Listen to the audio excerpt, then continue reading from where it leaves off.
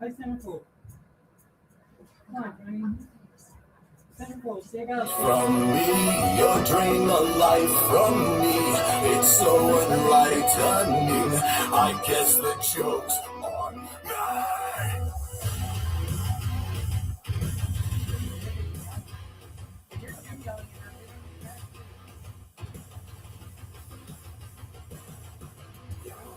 You get what you want, just how you want, right when you want it. You take what you need, more than you need. Don't think you need it. Take a look at who you are inside. Inside. Take a look at who you are inside. Inside. We are made of all those who have built and broken us. You're trading the life from me. You're taking the life from me. I'm giving you everything. So the joke's on me. You're taking the life from me. You're taking the life from me.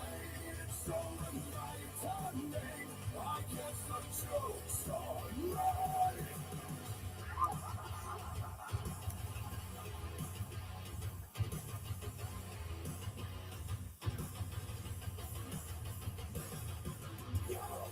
You said what you said, did what you do, nothing else to add. You do it again, just 'cause you can, that's why it ends. Take another look at your life, your life. Take another look at your life, You're draining the life from me, you're taking my life from me. I'm giving you everything, so the joke's on me. You're taking my life from me, you're taking my life from me.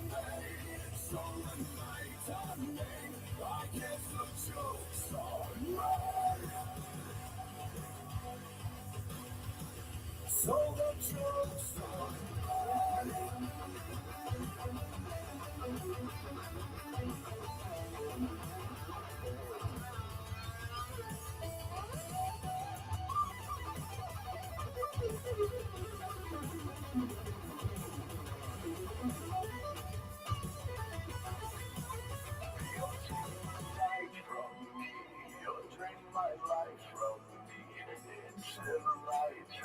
Hey, Paul, what was that song called? You're taking the life from me. You're draining my life from me. I guess the joke's on me. The joke's on me. You're draining the life from me. You're taking the life from me. I'm giving you everything. So the joke's on me. You're taking the life from me. You're taking the life from me. It's so enlightening. I guess the joke's on me. So the joke's on me.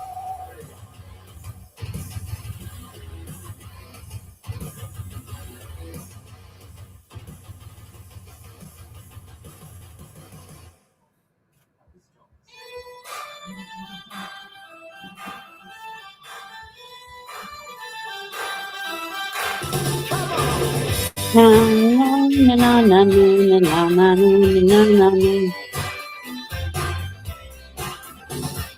Does she walk? Does she talk? Does she come complete? My home angel is moving from my seat.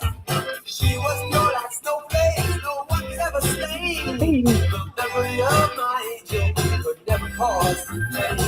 Years go by, I'm through a girl I've seen. And there's my home angel on the pages in between. My blood runs cold, my memory has just been sold. My angel is the centerfold, angel is the centerfold. My love runs cold, my memory has just been sold. Angel is the centerfold. Slipping notes under the desk, flowers thinking about her dress. I was shy, turned away before she caught my eye. I was shaking in my shoes whenever she flashed those baby blues. Something had a hold on me when Angel passed close by. Those soft, fuzzy sweaters, magical touch. To see her in that necklace is really just too much. My love runs cold,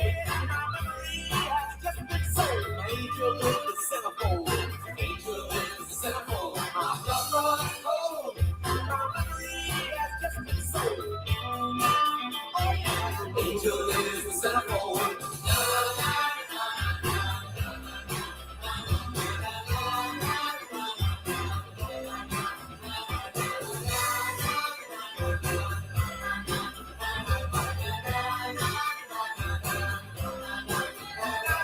It's okay, I understand. This ain't no never land. Hold on when this issue's gone. I'll see you when your clothes are on. Take your car, yes we will.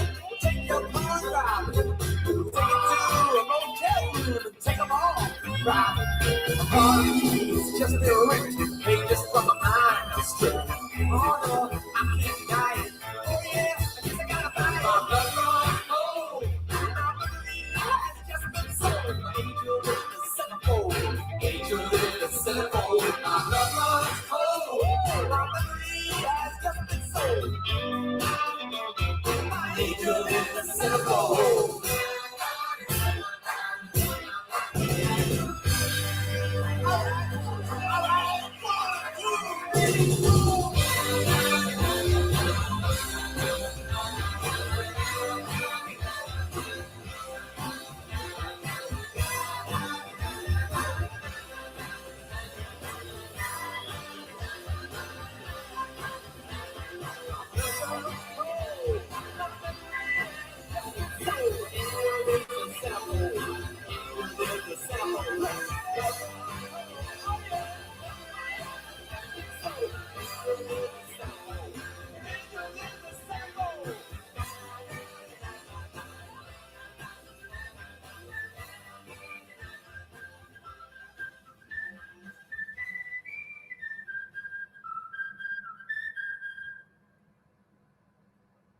Hello, everybody. This is Johnny TV. We are live, and we are got a lot to got a few announcements I want to brief over with you guys, and Smile for everyone.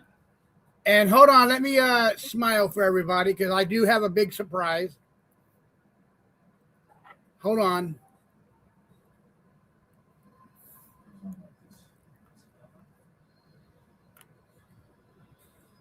Look at that. Look at that. Look at, he's got teeth. I bet he's got more teeth than Jim and Joe Nell. Woot woot. Yeah, so I got my tea today, everybody. Hold on. Tell them they might gag you. Yeah, they might gag me for a little bit, you know. But that is one of the announcements. There it is there. Thank you, Barbara Buffalo. Thank you, Christine. Thank you, Gene Jungle. How are you, Gene Jungle? And thank you for the $10 super sticker. Juggle Jane, thank you so much. And we're going to be going to the Dark Harbor. Going to the Dark Harbor, and we're going to have fun. We have not picked a date yet, but we're going to go. They got tickets. We got tickets thanks to someone special that's in my life. Woo woo. And we're going to have a lot of fun. And then Friday, Mr. X comes on, and then I come on not right after he does, but I come on Friday night for the Grunion Run. Grunion Run. Grunion Run. And it's going to be so neat because I'm going to have my flashlight, I'm going to have a headlight, plus my phone, so everybody can hopefully see the Grunions. And then we got September 18th. We go to the concert. I'm going to be doing that live too, hopefully. And then after September, somewhere in there is the Dark Harbor. Yes. Hi, Ian. Ian, how you doing, my friend? What's going on, Christine? How you been? She said she needs a lot of prayers. Oh, yeah. Everybody needs a lot of prayer, but she needed the most, probably. I'm not trying to be funny know. when I say that.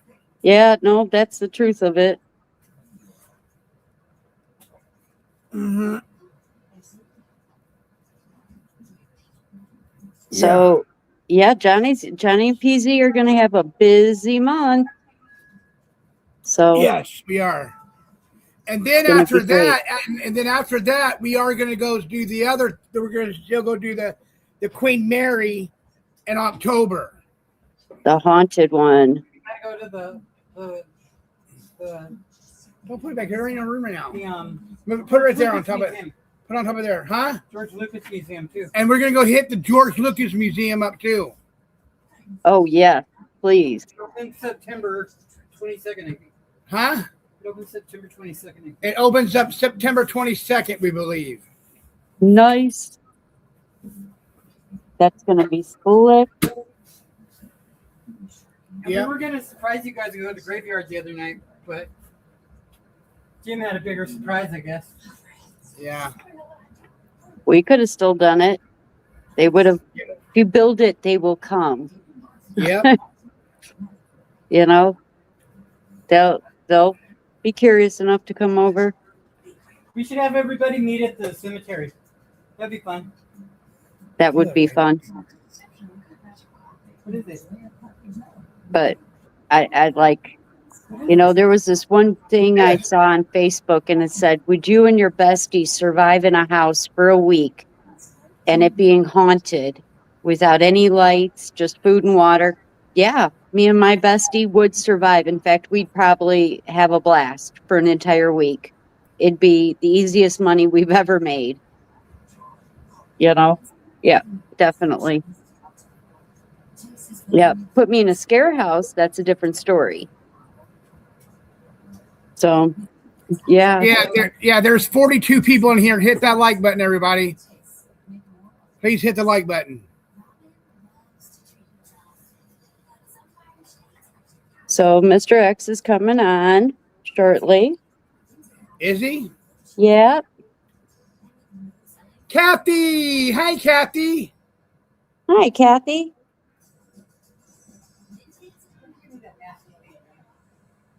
How are you, Kathy, my good friend?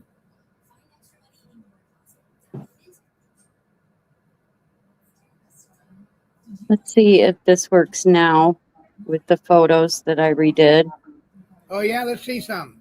All right, let me see if I can get it again. Yesterday, it didn't want to work.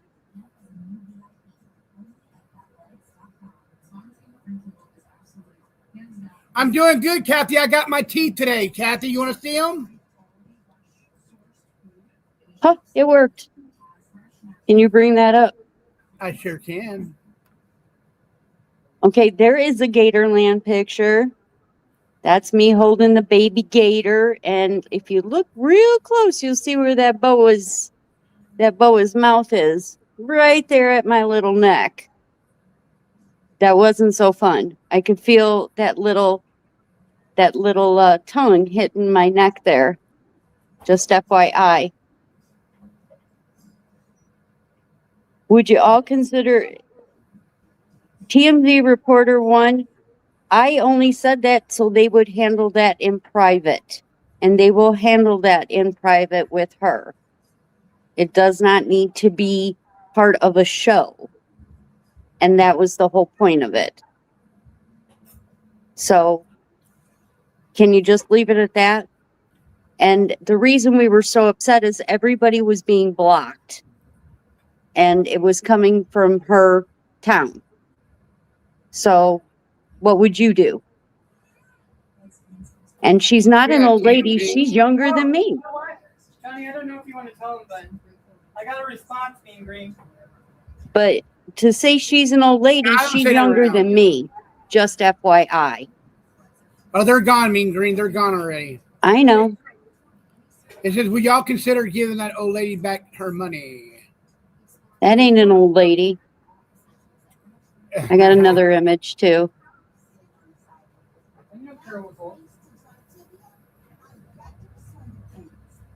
Thank you, Barbara and Kathy.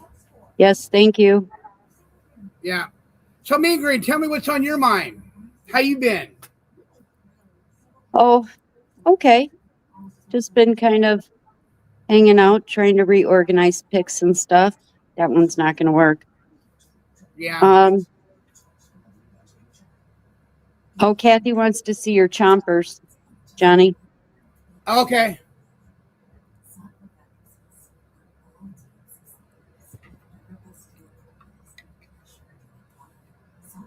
I wonder if that'll make content tomorrow.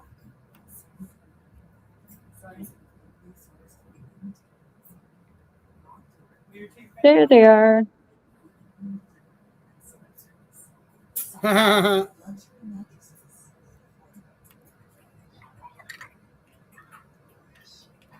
Yeah, there we go. Yeah, Mean Green, it's just a bunch of bullshit. People want to say this and people want to say that. You know what I'm saying? Yep. So let them say what they want. Regardless, it needed to be handled somewhere else. And that's the way it goes. Johnny, I might have to trade PZ as my boyfriend. I'm fair game. I'm fair game, Kathy. That's funny. Yeah, I'm fair game, Kathy. Oh, man. Yeah. But for anybody who cares, how about Kathy get some money back for her van that never happened? She's older than Jim. How about the van get repaid? Yeah, thanks to Jim, Johnny can only afford about $1 a month to pay her back. So she may be getting paid for the next 100 months. Right, Johnny? Thank you, Ian. Thank you very much, Ian. Hey, Mr. X. Mr. Expose You, what is up with you, buddy? Nice to see you here, man.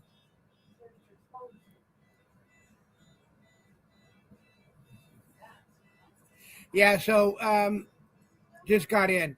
Yeah, Mean Green, it's been a beautiful day today. I didn't let nothing get to me, and give me 5 minutes or so. Okay, Mr. X. And it was just a beautiful day, and what I did worked out. huh? And what I did worked out. And what you did worked out? Yeah. What we talked about this morning with Mean Green. Oh yeah, what we talked about with you, Mean Green, this morning, it worked out.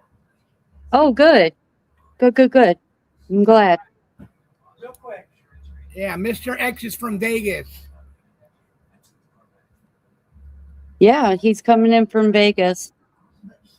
I put him up at the Ritz, in a big suite, Yeah. So ladies and gentlemen, I just want to say this: super stickers, super chats, cash apps are available if y'all want to give one. If not, it's not necessary, but if y'all do, I do appreciate it.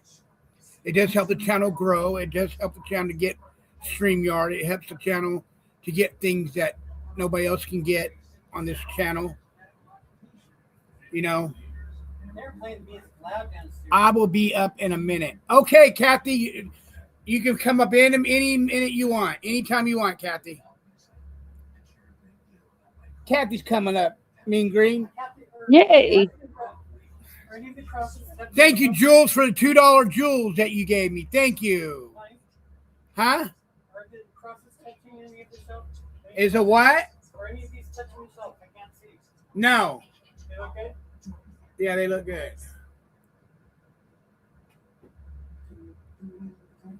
Yep, they look good, Paul. Yep. So, Mean Green, tell me something exciting that happened today. My daughter-in-law got COVID. Again? And yeah, diagnosed with COVID today. So, guess who's straight in the line of fire? Me. Oh, no. I'm not sure who started off as patient 0, but I'm thinking it started in this house. They stayed the weekend. They went to Kesha, and they got VIP tickets when they got there. And she woke up this morning just awfully sick. That And I'm sucks, thinking, man. oh no. And yep, she tested positive. So sucks. COVID. Oh no. Yep. Oh, no, that sucks, dude. Hello, Mr. X, Mr. what's going down with you, homie? Just got in from getting large. I had to change my clothes. Yeah, you do. It's all sweaty. I'm still sweaty. I didn't take a shower, but I just changed my clothes so I wouldn't be all wet. Kathy Fagan, thank you for the 20 joules. Kathy Finnegan. Yeah. So Finnegan, yeah, Finnegan. I heard you guys talking about it earlier. I did sign up for. I mean, actually, Mean Green reminded me. I was about to take off one little final tweak at the dentist today. I've actually. I've been going to the dentist like twice a month. But after I did the Invisalign, I had this like little black triangle, like you get gaps in between your teeth. Yeah. And so when I had the Invisalign, the triangle got bigger. And I was like, this looks like I got food stuck in my teeth. So they said, oh, we can fix that, no problem. And they just put like some bonding onto each side of it. It looks fucking, you would never know. And I was like, I didn't even know this existed. Mr. X, watch this, Mr. X. What's that? Oh my His God. new teeth. Speaking of teeth, wow, that looks great. Yep. You look 20 years younger. Thank you. Wow. Well, you got to shave the gray off. you get a giant dye your hair like jet black, where it's just like obviously dyed. Like Wayne Newton, he's like 70 years old, but his hair's black. Yeah. Yeah, that you'd be okay with that. That maybe like that, but then, yeah, maybe something like that. I don't know. I think you should dance in a black light like Ross and Friends. Yeah, Kathy. I guess apparently I've heard that before. I've heard a lot of things. I got a lot to discuss tonight. I'm in Vegas. Let me tell you this about Vegas right now. If you are of all the times to go to Vegas, if you want to bet on the NFL, I would argue the dumbest week to go is the last week of preseason when the scrubs are playing. That would be stupid to go this week. Even week one would be I'm excited of preseason. I want to go. So I would argue these are the worst weeks to bet. Week 3, or if you want to call it whatever the last week of preseason is one of the worst weeks to bet. Week 1, because now the starters are playing. Some people didn't play. Aaron Rodgers isn't going to play the preseason, and then the final week of the season, because most of the teams are already eliminated. There's a couple games you can dial in that that mean something, but overall, the majority of the games don't mean shit. Overall, if somebody wins the Super Bowl, it doesn't change my life. But anyway, so yeah, I think that this and if you want to bet future bets or season bets, I can understand going then, but if you wanted to bet future bets, the best week of preseason was last week, because then when the starters are going to play, so you could just bet the future bets then. Why? And the other thing is that people are saying that today's Wednesday. Yeah. Why the fuck would I go out there on a Monday or Tuesday? All the games are Thursday, Friday, and Saturday. What am I going to go bet on baseball on fucking Tuesday? It's just really dumb. Here I got everybody thinking I got you into the Ritz before you came on. The Ritz, that's right. I told them I put you up in the Ritz. But then you got to realize that they could be saying that because they want you to say, no, I'm not there, or you are there. They want to know where you're not at. So or they won't know. They want you to prove them wrong real quick. But anybody who knows me would know that I would never go the last week of preseason. That's just stupid. Right. Yep. That's funny. Steelers game is Thursday. Ironically, all three of us are Steelers fans. And, yes. The Steelers game is still interesting because they got that rookie and the second-year guy, and they scored nothing last week, so they might come out. There might be the ball slinging around. The coach is an offensive coordinator. There's, it's interesting. So, I think that's worth it to watch. But, if you go and look at the NFL schedule, you could basically just gauge when Jim is not going to be on. if you look at Friday at 5 p.m., that's right in the center of all the games. Like the max amount of games are on at that point. And like for me, if I was in Vegas, I'd be watching the games and betting on them, but I'll probably be doing a show. You know what I mean? And it might be earlier, it might be later. I don't know, but you know, it's just like, come on. Oh, you're there? Kathy's there. She got the little dog. I think Kathy's the kind of lady. She'd be there with the kids, the grandkids be running around the casino, and I'm like, get them out of here. Take them. No way. They don't She want would to have hired a sitter for the grandkids. She'd be gambling at the tables with us. She might be, but the kids might like the wave pool. They like I call it the lazy eye river at the Mandalay Bay. They might like that. You know, there's a lot of things to like. Yeah. Kathy, don't be one of those people that bring, you know, it could be kids or grandkids, like kids that are under, I don't know, 12 to Vegas, and they're crawling on things and they really can't do anything and they want to walk around, but don't do it. I got that suitcase. Yeah, I got a suitcase. I took that suitcase and I hid it in a storage unit in Vegas.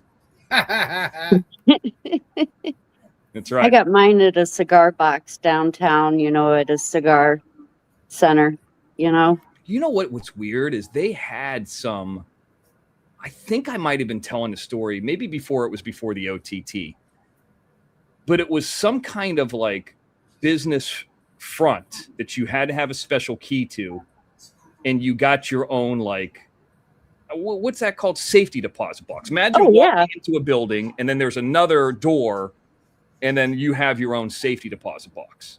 But they look like a post office box. They're not very big, so you can only store so much in it. The company went out of business and just everybody lost their shit. Like lost their money, in other words. Wow. Yep. So wow. Yeah, I got some Cubans from my son's ex-girlfriend who went to Cuba for school, and they got to bring home a box of Cubans. Oh, and I was really afraid to dry them out or anything with temperature wise. So I went down to the local cigar place and I got one of those drawers that it keeps it, the right temperature and everything. Yeah, so like I still have probably about 10 still there. Yeah. Yeah. So of Cubans that I keep there just in case, celebrations, gifts, things like that. But yeah, they didn't have to pay tax on it because they got to roll them themselves as part of students. So, and they were only allowed to bring back 3 boxes, tax duty free. And that was it. So I remember I went to Tijuana one time. They had a duty free shop. Yeah. Yeah. Like right when you walk over, I didn't know what it meant. I went in there and I took a shit. A little joke that I've used over and over again. But that's a good one. Hi, Kathy. Little lame joke I had. Hi, Kathy. Hi. Have I ever told the story about the Tijuana? I mean, maybe the newer people, like the Angel Gotti newer people, haven't heard this, but the people who have been around like a couple years have heard this. I've been to Tijuana probably 20 times. I haven't been since I returned to Los Angeles. And they had a sports book called Calientes. They also had a place called Pueblo Amigo Casino that had a sports book. So I'd go down there with Dr. Bailout and bet.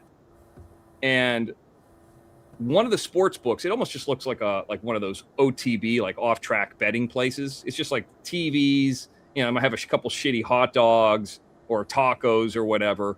And you could bet and then just like walk right over the border. But there's usually a line to get back to the U.S. side. So we'd bet there. Sometimes we go to that nicer casino, and I've showed pictures of what that casino, the Hotel Pueblo Amigo. I mean, it looks like it'd be in Orange County. It's really nice. And I remember betting on the Dodgers and some other games, and they would have those pharmacies there. And people get all kinds of stuff. So I went as a goof one time. I was like, well, let me get some Viagra. So I didn't need it. I was like in my 30s, like my early 30s. Like, well, let me try this. Let me see if I can get it. And they give you a couple, and then you feel like you're doing something wrong. And they're not cheap. They were like $10 a pill. I think I got like 3 of them. Damn. You know? Yeah, I remember they were really expensive. At least at the maybe they're $20 a pill. Maybe I got 2. I can't remember. Something like that. And then you walk back into the United States. You could drive back in, but it would take forever. You walk back in, and they're like, "Do you have anything to declare?" And they look at you and like no personality. Like, no, just what were you in Mexico for? Just checking it out, hanging out. You know, were you partying? No, not really. Just betting on a few games, and then then they asked Dr. Bailout the same thing. But I'm not going to get in trouble for having 2 or 3 Viagra on me. I don't have a prescription. And are there dogs? But there's also a pharmacy right there. I don't think anything's illegal. I mean, but and I remember Dr. Bailout was really into something called absinthe, where if you put something in it, you drink it, then it kind of gets you loopy or hallucinate or something. I guess you can only at that point get absinthe down there.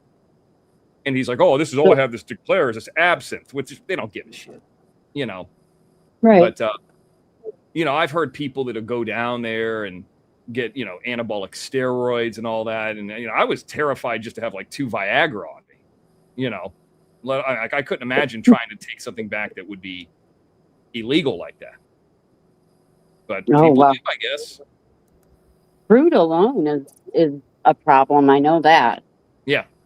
And I guess they redid the walking over, like walking into it takes like 2 seconds, but kind of getting out of it could take leaving it could take like an hour and a half. Jeez. And they had some special like pre-TSA fast pass, and we were talking about getting it. I can't remember what it's called. Fast pass to cross the border. I can't remember the name. It's called. They have a medical lane. Think. That didn't exist. It's something called Fast Lane, I guess, is what it's called. But it's like a pre-TSA, and then you just walk across real fast. There's a lot of people that are from the United States, work in the United States, and then live in Mexico. Like, they have the dual citizenship or whatever. So it's cheaper for them to live in Mexico. Then they just walk across the border and work. They're right at that border.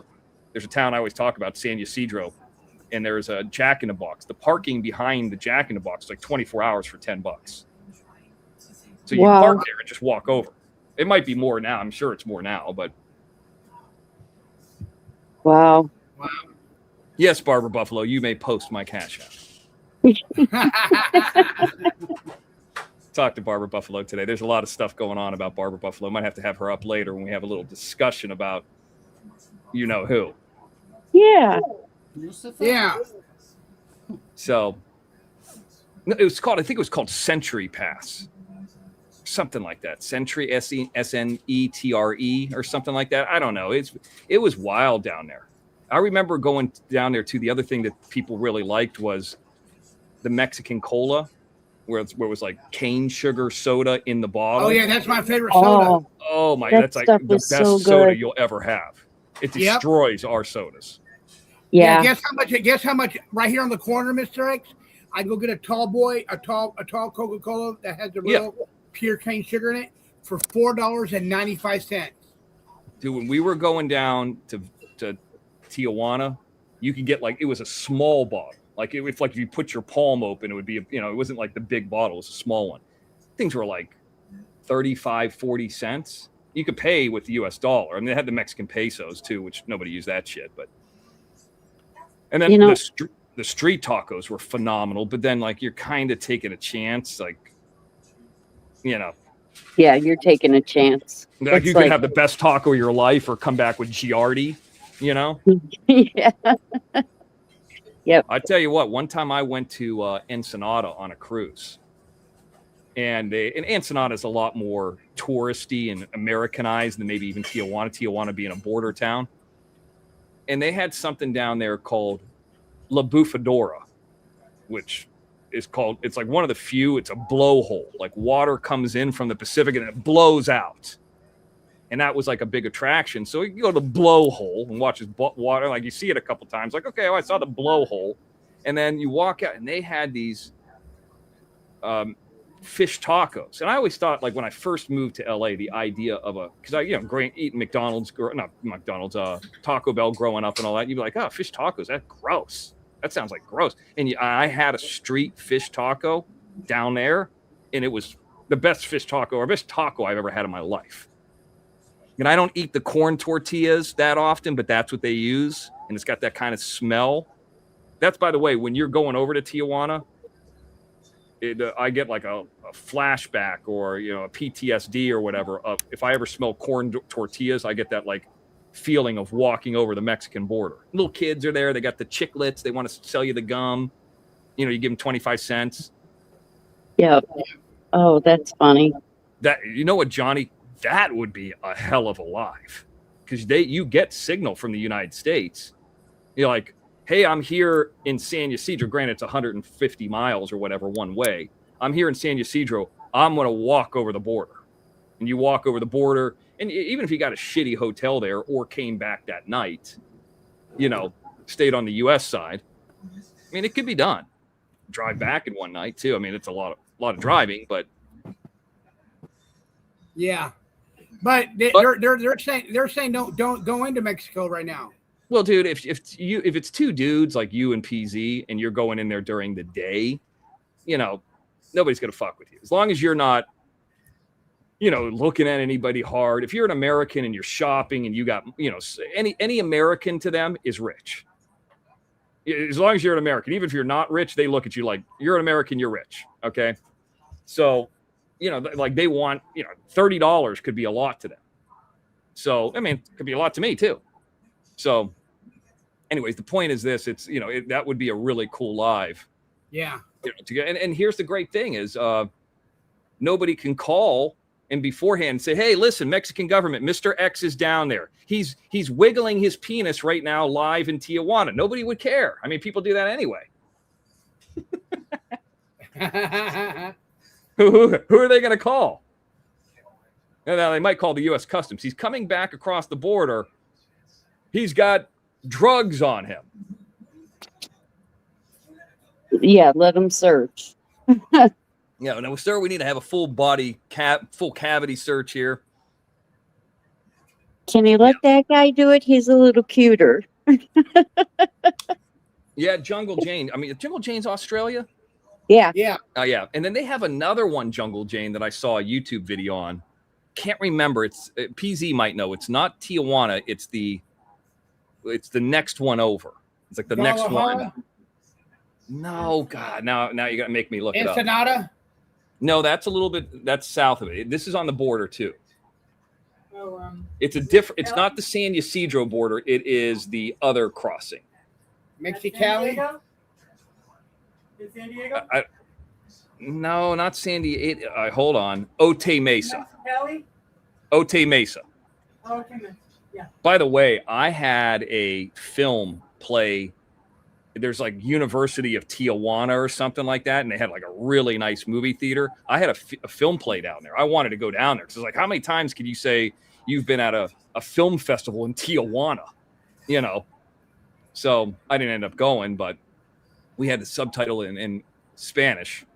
Yeah, Otay Mesa. So here's how it is. If you look at the map, well, I guess I could just do this for you because I have it up right here. Monkey, bring it up. Hold on. Okay. Monkey. Okay. Bring up.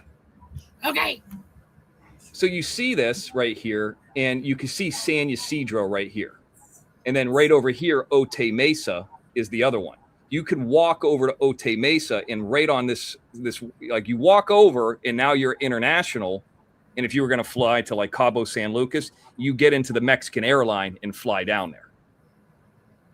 So like they have a thing, instead of flying to, going through all the stuff in the US, you just walk across the border, and the border crossing thing is really nice. Yeah. See the international airport.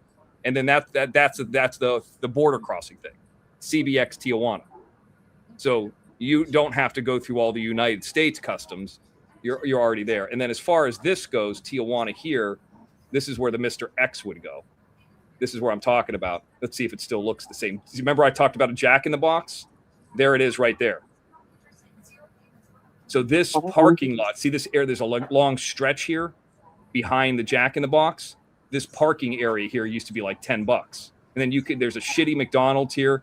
And then you walk onto this side, and then you cross in, and when you cross back, you're on the McDonald's side. You come out right here, right there where it says border crossing, and then you get in your car and then you just take off. It's a little creepy too. Like you could see nobody says the border's wide open. Like you could see down here in the bottom right corner where like the wall is at. Like California's got a wall. Texas not so much. Texas is much bigger too. But yeah, a lot of memories down there. A lot of fun. Yeah. Jungle Jane says in Australia they call Victorians Mexicans because they are south of the border. Yeah, that's right. I guess I it's think just PZ anything south. Can PZ speak Spanish? Hey, PZ, can you speak Spanish? Hey, X, I want to tell you something. Okay. You like to pronounce things correctly, right? You would prefer to pronounce. Yeah, I probably butchering Otay Mesa, but go ahead. Yes. No. It's simply Tijuana. There's no A between the I and the J. It's Tijuana. Tijuana. Everyone says Tijuana. Even President Trump says it. Everyone says it, but it's Tijuana. Yeah. Tijuana. Right. Tijuana. No A. Now, what about Otay Mesa? Am I saying that wrong too? I think they call it Otay. Otay Mesa. If I remember living in San Diego, I think they call it Otay. Now, can you speak Spanish? Not very fluently, no. But I know. But here, if you could say, hey, can I? Where's the bathroom at? Or how much is this? Baño. Yeah. Yeah. See, like like having that, John. If like just a person who can speak basics. I was about to say Mexican, basic Spanish. I mean, you go there during the day and you're two dudes. Nobody's gonna fuck with you guys. I've been there before. Yeah. Yeah. I went there to drink at Husson's. Yeah. When I first lived in Anaheim, I went with a bunch of buddies, like all the guys I moved here with, and they all got drunk and went to every strip club. They have a street there, and on the street they have like an arch that looks like the arch in St. Louis. Yeah. But it's like silver. It's a smaller one. And their main street, their Bourbon Street's called Revolution. That's right. Yeah, see, I've been down there. And they used to have a Hard Rock down there. They would have like, I ever tell you guys the story of the strip club down there? Mm-hmm. So probably you did, but tell us again. Okay, so we went down there, and I went down there with some guys I moved out to LA with. And there was another guy that we met that just was recently divorced that was in a early film, short film that we did when I first moved out to LA. We called him Itchy. And so it was like 5 or 6 dudes, and it's at night. And they're all drinking. They're all going to the strip clubs. And, I went too. I'm not going to lie. I went, And I remember, how like you hear like rappers go, what?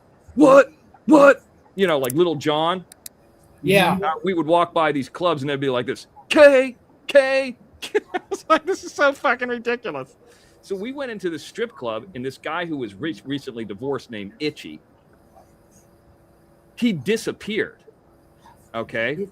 And like, so there's 2 different sections. Like there's the section in a strip club, like where you're sitting back, like in the booths. And then there's like, if you're the real creep, you get up like close to the stage. But this wasn't a stage where it looks like a T where it like kind of goes out into the crowd. It was just like a theater stage. It went across only. So people were sitting in the back. I was sitting in the back, and they had little booths that you could go into. Itchy disappeared, then claimed he was robbed and he had no money left. So I was, he went into one of the back rooms. I remember he later went to an ATM. He's like, I got to withdraw some money. I mean, we can't go to these, clubs or strip clubs if I don't have any money. That's what he said. So he went to an ATM and he was like, do you think this is safe? I was like, dude, I would not put your credit card in a fucking ATM in Tijuana. Tijuana, sorry. And he did it. He's like, oh, I don't care. What are they going to do? I could just cancel it with my, I don't know if I've told this story this deeply. And he did it. He's like, all right, let me get my cash. It was all pesos that were coming out, and it was tons of them. You could try to get like $300, and it was like tons and tons of like paper pesos. It's like, you fucking idiot. So anyway, on the jackpot. yeah. Like you ever seen in the what's that the movie Vegas Vacation? Yes, where Chevy Chase goes to the ATM and he's got his mouth open and it's like spitting it out in slow motion. That's what it looked like. I love Vacations. Great movie. I love the Vegas one. But so we're down there, And everybody's like, well, let's go up to the stage and then we'll get out of here. Let's go up, and some of the women looked good and some of them didn't. And so we're up at the stage and, Texas Granny always says, Mr. X is so nice. Such a nice guy. Maybe he'd call me a bitch too. I don't know. But so everybody's, up at the stage. So there's like 5. There was probably only like a dozen people in there. So there's like 5 people at the stage. And now our group goes up to the stage. This is like where like the women would dance in front of you and you put a dollar bill down, the G string or whatever, and or a peso or whatever it may be. And like the next dancer is going to come out. And this dancer came out and she just looked horrible. She had a gut. And everybody at the same time stood up and went to the back of the back place. And I was the only one who stayed there. Like I felt bad for her. And I was like, well, I'm just going to pretend like I don't see the gut, And I'm just, I'm going to be polite. And then, like I just said, I'm going to give this lady a couple dollars just for having courage. So I gave her a couple dollars, like I waved her off, and then I took off. Like, hey, like I pretended like it was my last few dollars and I left. But yeah, like I felt embarrassed for her. Where it's like, you ever seen like the end of Roman Catholic Church where everybody's like, amen, go in peace. And everybody stands up at one time and starts filing out. That's what this shit looked like. I hate to compare Roman Catholic Church to a strip club, but there's people standing up, sitting down, standing up, sitting down. Nobody was kneeling, at least not out in a strip club. So, anyways, yeah, it was really gross. I gave her a few dollars, and I was like, ugh. Barbara, I was trying to be nice. So, that's I don't know. Like, and then everybody's like, oh, you gave the fat chick money. Oh, I turned into that kind of a thing. But they were all drunk. Like, I'm the only one who doesn't drink, and I think I drove too. Everybody says Mr. X doesn't drive. Well, back in 2005, I was a lot more. But anyways, that's it. That's when you Tijuana story. Tijuana. Then everybody always says the donkey show and this and that. I didn't see that ever existing in the 20. I mean, I wasn't looking for it, but I never heard anybody ever say that in the dozen or 2 dozen. And then there was a point too where I would go down there. I'm talking about other people having an addiction. Go down there and bet sports. And I didn't lose like 10 times in a row. And it became like an ongoing joke. Like, I'm taking money from Mexico. They need it. And the Americans taking their money. Like I would go and sometimes like I would count a win. Like, if as long as I was up when I left, like I might only be up like $40, but I count that as a win. And I think it was like either 10 or 11 trips in a row that I left with their money. Jeez. I didn't feel bad about taking Mexico's money. Poor broke suckers. Yeah, I got to live. I got to eat. Equal opportunity. I'll take it all. Do they have a lot of casinos? Maybe I asked this to Amanda in the past in Australia, because that's become like that's all over the place here. I mean, not California as much, but plus it's tribal. Yeah, I'd be interested in that. How's it going, Kathy? Yeah, Kathy, what's up? I've been talking too much. Oh, you're not talking too much. Shut up. What? Yeah. What's that, Kathy? I says you're not talking too much. Shut up. Oh, okay. Sometimes I feel like I get on here and I don't want to overtake anything, but what is Mr. Expose You? It's like, so I have the moniker Mr. X. I missed the question. As soon as I say Amanda, she's like, she's here. She's like in the bushes. I think I talked about casinos. Is there casinos in Australia? I mean, it's like a fucking continent, so they got to have it. I mean, yeah, do you guys gamble? Yeah. And do you gamble on rugby, cricket, baseball, our football, or just your football? Oh, they don't watch. So they don't like American football down there. But no. So Mr. Expose You, like you've been exposed, as in, I told the truth about you, or I gave information about a hater. I exposed a hater. That's where I kind of came up with that name. I thought it was clever. I don't know.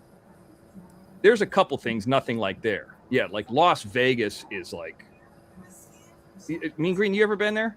I've been there. Yeah. Okay. Yeah. Kathy, you ever been to Vegas? No. And Johnny, you've been there before, right? Well, Yep. you've been to Atlantic City, right, Kathy? Yes, and I've also been to Foxwoods. Okay. So she's picture those on acid, basically, and that's Vegas. We're going back with questions. We'll get back to Vegas here in a second. So I used the moniker way back, Jungle Jane, in 2007 as Mr. X. Jim, I used that I would work with Jim. I remember when Jim had that really bad failure of a football league, the EIFL. I'm not trying to be mean here or anything, but he had this football league, and we used to go on this internet radio show. It's just kind of like he had his own channel and had a radio show on his channel. I think the guy might even still be around. He'd be an interesting guy to contact. His guy was named Moohead Radio. He might even be on YouTube. He was a guy he covered Northeast Ohio, ironically, go figure. We know who lives there. Sports. He was a big Cleveland Browns fan, and he hated the Steelers, but he cut like minor league sports and all. He was a professional radio guy. So I was doing the Mr. X moniker and the mask and all that stuff, and that's where a lot of the early on hardcore pranks were. So I would do Mr. X as with the mask on as what we call a neutral mask character. So the focus could be on Jim, and I'm just this like good or a bad guy. I can go either way, kind of pro wrestler personality. I would be black. So which one's better looking? Which one's this? So that's what a producer does. Like, hey, if you want to highlight him, well, then Mr. X became the man after a while. More people wanted to. So I just always did it. And now that I've, if I took the mask off, somebody probably would say, ew, put it back on. So I just, always went with that. Your name, not your name. The question, Mr. X. What's the fucking question, Jungle Jane? I'm confused. Who said We something were about asking Australia? Yeah, we were now asking about the gambling. Okay, now the question is, now we're back to Australia. Welcome to Mr. X. Now the question, yes, there are casinos in Australia, right? They bet on anything here. So are you guys big on rugby? I would assume you guys are big on rugby and cricket. Ugh. I don't understand cricket. Why would you let the ball bounce before you hit it? But a lot less accidents, I'll tell you that. So, I like rugby. I think I could get into that if that was the only sport. Then don't forget they have Australian rules football, which is, I think, a little bit different. Oh, casinos everywhere here and channels with U.S. sports. Really? So you guys got into like Rodman and Pippen and like Michael Jordan and all that too. That was interesting. See, when I went to the Bulls game and I sat courtside, like Bruce Willis was two chairs or three chairs in front of us, and he sat next to Billy Corrigan. It's like, hey, what's up? How's Demi? Oh yeah, she's doing good. How are the kids? That's how close we were. And then Joe Pantilio, who played Ralphie on Sopranos. Yeah, Joe Pantoliano. Yeah. Right. I had gotten up to use the restroom, and he took my seat and sat next to my brother while he was waiting because he wanted to see the play, and then he was walking away from his seat. So he took my seat while I was in the restroom. David's like, you wouldn't believe who just sat here. And I'm got like, a story about him too. So yeah. And no, David is not his real name, but it's a good general name. He's really good in The Matrix too. He's good in a lot of stuff, and he was in, the Goonies. He's been around a long, long time. But here's getting back to Australia. Running Scared. We'll go to Joey Pants here in a second. But here's my problem with Australia. Okay, so like NFL starts on 1 p.m. Sunday, East Coast. And still, even after all these years, 10 a.m. West Coast. But they don't go real late into night. Now, I just typed this in a search engine because I was curious. What time is it in Australia if it's 1 p.m. Eastern? So, that's when the NFL games are starting. 1 p.m. Eastern. Fucking Monday at 3 a.m.? The fuck? I mean, could you imagine? So if you want to watch NFL football, it's 3 a.m. Monday. That's like when we're watching stuff here that's going like pro wrestling in Saudi Arabia. I'm not, or you know, the NFL that's in Dublin, Ireland. You know, I'm sure this is the problem with Tingleboos and her, you know, the time change. I'm not going to wake up at 4 a.m. Fuck that. You know, Right? 144. Hit the like. You know, Hey, can you I know what share I it? think? Go ahead. I want to share something somebody sent me today, and it says, the next time someone upsets you, just tell them to focus. Can anybody what the letters of focus stands for? No. Fuck off because you're stupid. There you go. Wait a minute. Wait a minute. Hold on. Fuck off because you're stupid? Isn't Yeah, 'cause you're with a stupid. Y? No, you are. Oh, okay. I got Here, let me confused. show you Maybe real I'm quick. Here. stupid. Here, I'll show you real quick. Hold on. See you next Tuesday. See what it said right there? Well, hold on. Your Y-O-U-R apostrophe R-E is not spelled U-R. That sounds like something Leanne would do.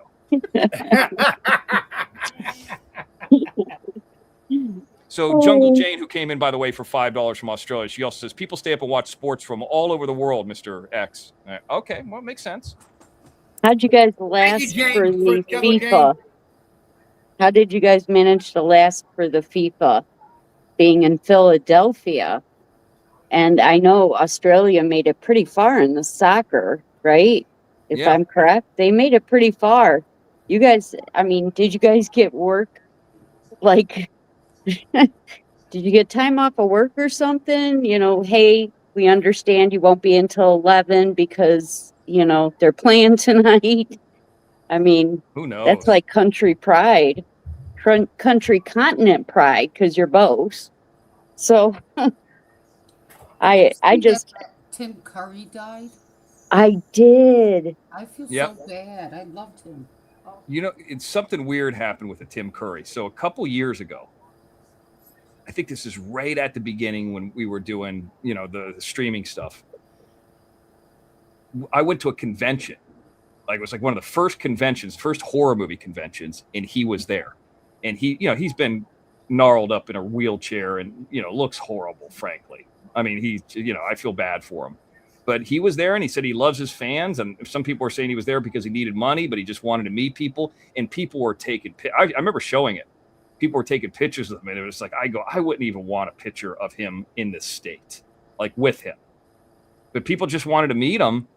And I mean, he looked like, you know, like he was like, I'm not making fun of him. Don't get me wrong. He was like all knotted up looking and he kind of looked burned a little bit. It just like, he looked like a severely handicapped version of Tim Curry. I felt horrible. I mean, the pictures are all out there. I mean, from, I think it was 2022 Monster Palooza. Right. But anyway, I just remember that and that being like a big topic. Like, if you're in that state, should you do it? But they're like, well, he gifts them out and he wants to meet fans and it keeps the spirit up. It's not necessarily about the money. But I'm at the dentist today, Kathy. I was talking about this earlier. And I talked about, you know, the celebrities dying in 3. And I said, okay, well, we had, you know, the mountains disappeared. Dolly Parton passed away. She still looked good for 80. I'll give her that. Oh, yeah. And, you know, obviously Tim Curry passed away. And I'm like, oh, you know, who's going to be the third one? We got Dick Van Dyke. Hayden Panettiere. Yeah, Hayden. Right. And that's what this young dentist said to me. She goes, what about the Panettiere? And so before she brought that up, and I said, because I was like, oh, Clint Eastwood's 100, you know, Dick Van Dyke's 100. She's like, who? And I'm like, you know, I don't know if I want you working on my teeth if you don't know these people, you know. But, you know, this lady was, I saw the photographs of her work. That was more than enough. This woman's an artist. But anyway, so the point is, she goes, well, Panettiere or whatever her name is. And I said, well, you don't know who Tim Curry is. And she goes, no. I said, okay, well, if you're an 80s kid like me, you're going to go with It. And if you're older than that, you're going to probably say Rocky Horror Picture Show, you know, or the gay community might say Rocky Horror Picture Show. You know, I've still never seen that movie. I've never seen Rocky Horror Picture Show. My daughter's favorite movie. I just have no interest in it. Do you know what the common person would remember, though? Is Annie. they would remember him from Annie. He Oh, was yeah. Carol Burnett's brother. He in was this movie Rooster. also. I just remember that fucking It TV movie, and I was like 7, and it's like 2 Oh, parts. And it right. was like, Of course you're going to he was remember. terrifying in that. Yeah. Way You're more going to so than the guy remember now. Pennywise. Of Yes. course you're going to remember Pennywise. And they picked the perfect replacement for Tim Curry in that. But Yeah, the for guy did a long good job, time, but I don't think that. I mean, it's like a more developed version of it. I think the original, that TV series, was terrifying. it was it was. And it has, and this is one of the things that I think that you did right, is it's that old movie, old TV show, and the suspensefulness Yes. of the show. It's not giving everything away. It's leaving it like Watcher in the Woods, which was a dark Disney, but it was all suspense that screwed with your head. You know, you just don't Yeah. give everything away. But Salem's Lot, you know, Yeah. that terrified me.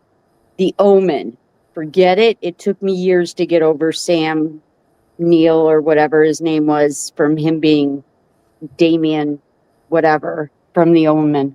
Took me years to get over that. That was terrifying. But it was all what you made in your mind.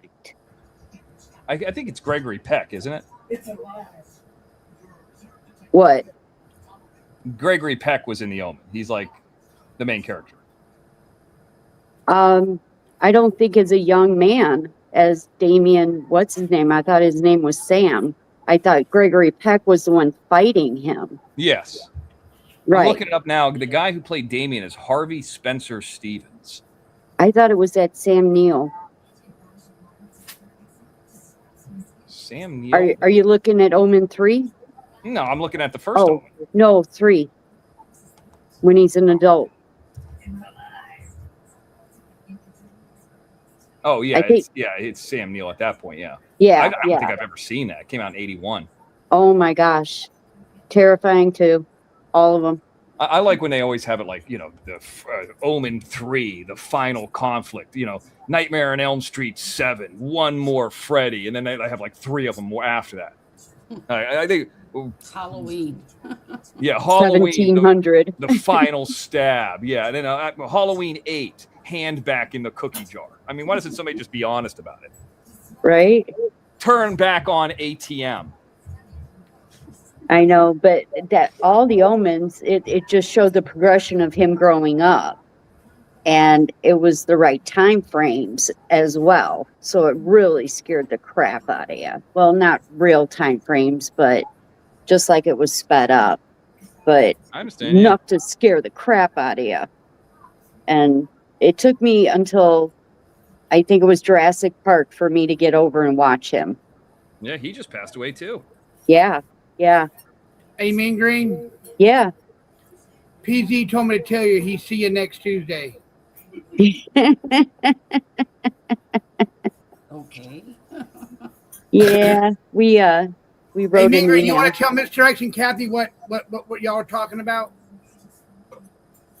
No, you guys can go ahead. I don't know how to say it. What happened?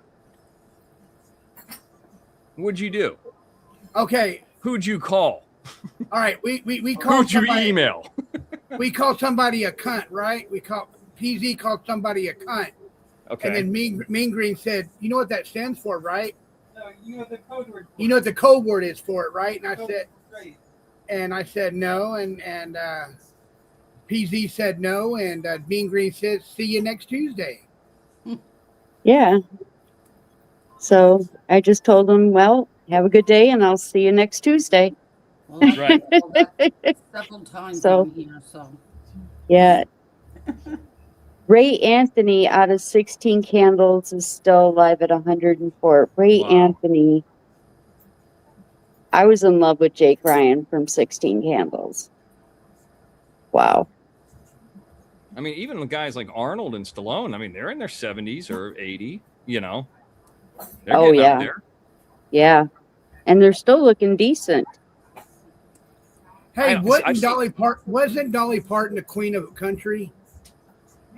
She was the Yeah, queen pretty of much, yeah. everything. Yeah. Not the queen of pop. It could be debated that, you know, she Madonna's did do a Madonna. duet with Queen Latifah. Yeah, I she did. mean, Yeah, and Madonna doesn't have an amusement park though. yeah, and it's Yeah. paid for by a sanctuary. I want to go Yeah. there to Dollywood. Madonna is the queen of pop, and then Britney Spears is the princess of pop. Oh, but- really? But she's the queen overall. Is the thing with Dolly? She's just the queen. I mean, she was doing Everybody- that Dallas Cowboys halftime show a couple years ago, and she did great. Phenomenal. Yeah. Just phenomenal.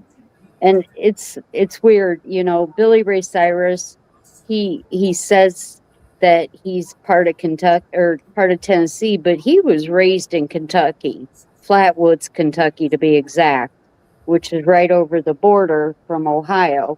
Well, Miley's And- his goddaughter. I mean, Huh? goddaughter. Miley Cyrus is her goddaughter. Right. Miley's his goddaughter. They did a song together in the 90s called Romeo, and it was Patty Loveless, Tanya Tucker,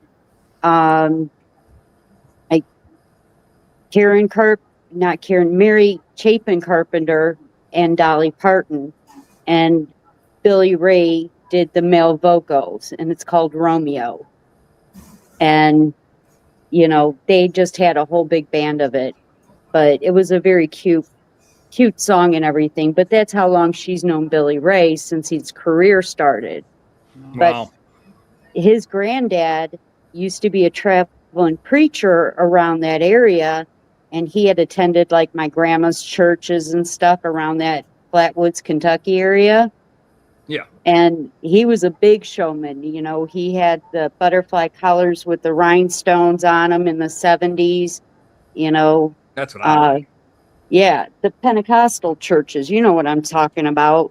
You know, amen, and you know they speak That's in like tongues. on the back of the Mr. X jacket. I got the rhinestones. That's right, me. right. You know, the hats, the whole 9 yards, and it's like bless your heart means 17,000 different ways, and you know, yeah, Dolly is Miley's godmother since then. You know, she was born shortly thereafter, so. Yeah, but eventually Billy Ray moved to Tennessee when he got married to his wife. Hey, Johnny, So, Uh, but ask Barbara what happened in Tennessee today for Dolly. Did they do anything special? I don't know. Ask her. Hey, But- Barbara PZ wants to know, did anything happen in Tennessee for Dolly Parton today?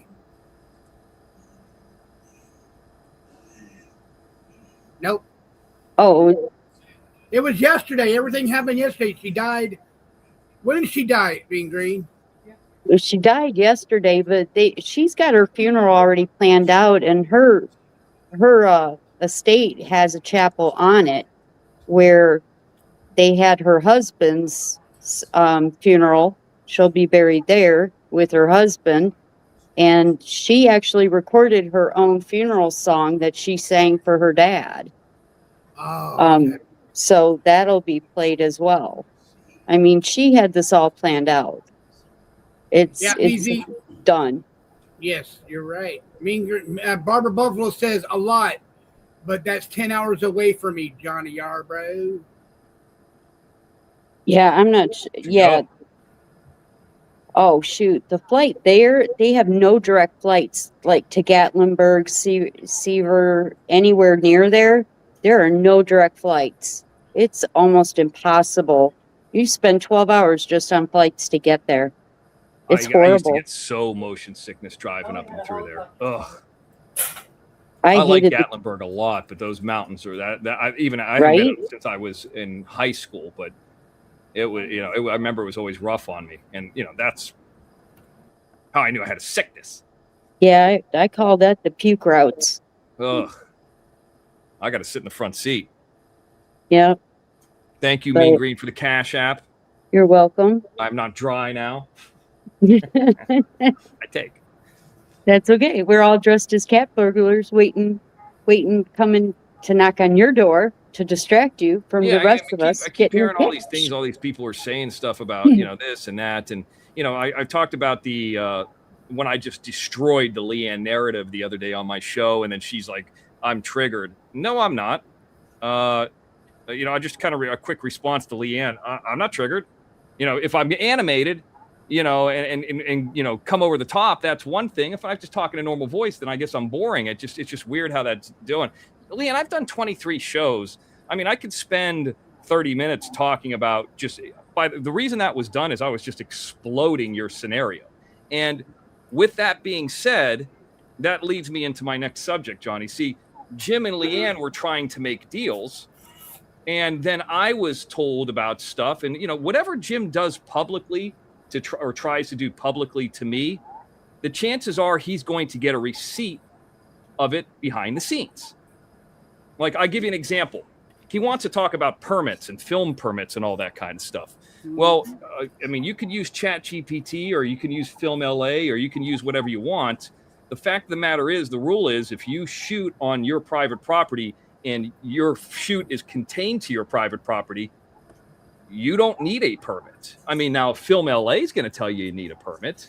I mean, maybe, but I've shot on many studios and many movie ranches and many private properties where you don't necessarily need it. You always ask that question when you go into it. But of course, Film LA is going to want the free money. They're going to tell you need it.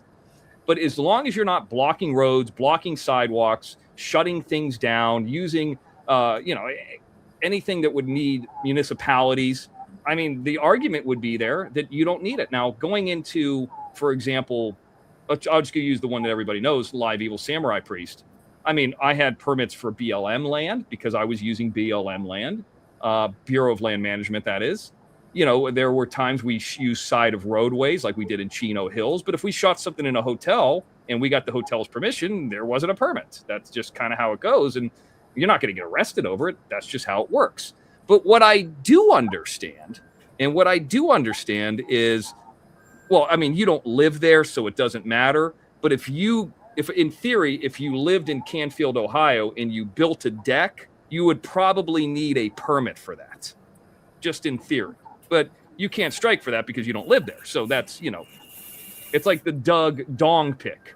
You know, in theory, I could probably just even read out the address. You can't strike for it because I'm not going to read it, but you don't live there. So, that, you know, but I heard that, you know, that across the street is the park, and that is Boardman, and there's been some, I've heard some things. So you do it publicly, we'll do it behind the scenes, not a problem. The other thing is Jim and Leanne were trying to make a deal. They were publicly making a deal about a court case that Leanne was not involved in, Jim's not involved in, and they were talking about it. So a lot of people, Johnny, behind the scenes have been asking me for a while, for like 2 months now.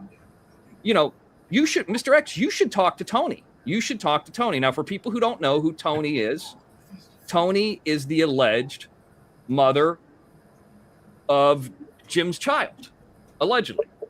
I met her one time. So people have, and Barbara Buffalo's here, and she could speak for herself. She's here as well if she wants to come up. So people have asked me, hey, you should speak to her. You should speak to her. You should speak to her. Now, I have sent an email out after Jim sent an email out. Jim's tried to expose information. He put reply all. Then we put reply all. And then we put out some information, and she was in that email. So the other day, I think it was yesterday, I don't know, Barbara Buffalo sent an email to Tony saying, hey, I told Barbara and these people who have asked me this, I talked to her. I'll give her a straight up conversation, and I'll even do it off air. Because here's the thing about this.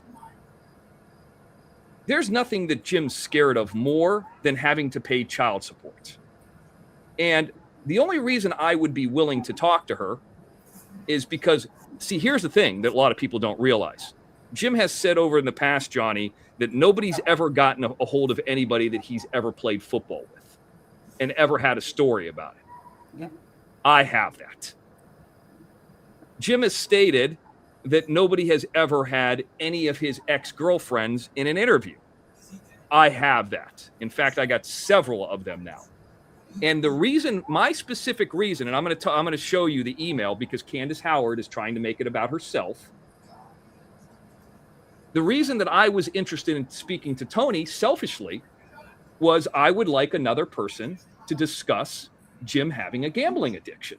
She has stated several times through several people that Jim stole almost $10,000. For what one point it was $8,000, at another point it was $10,000. Thanks for coming up, Barbara. So this email, and I'm going to bring up you sent this email, Barbara, and this is Candace Howard's page. Monkey?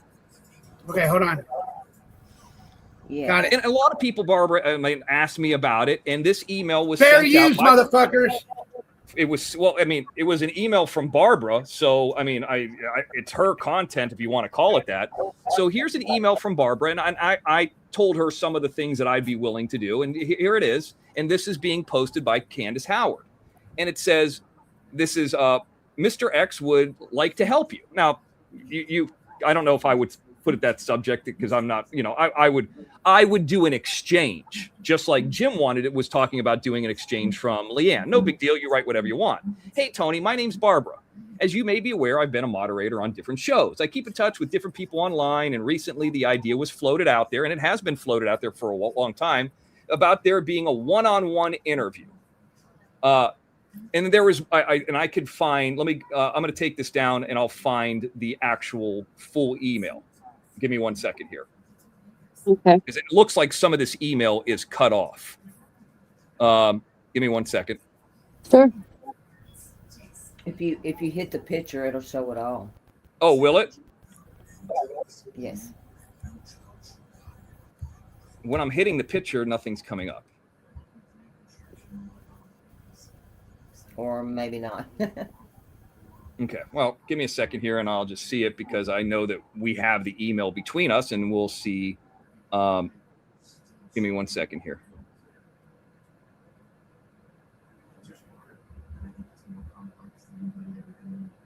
I got it right here.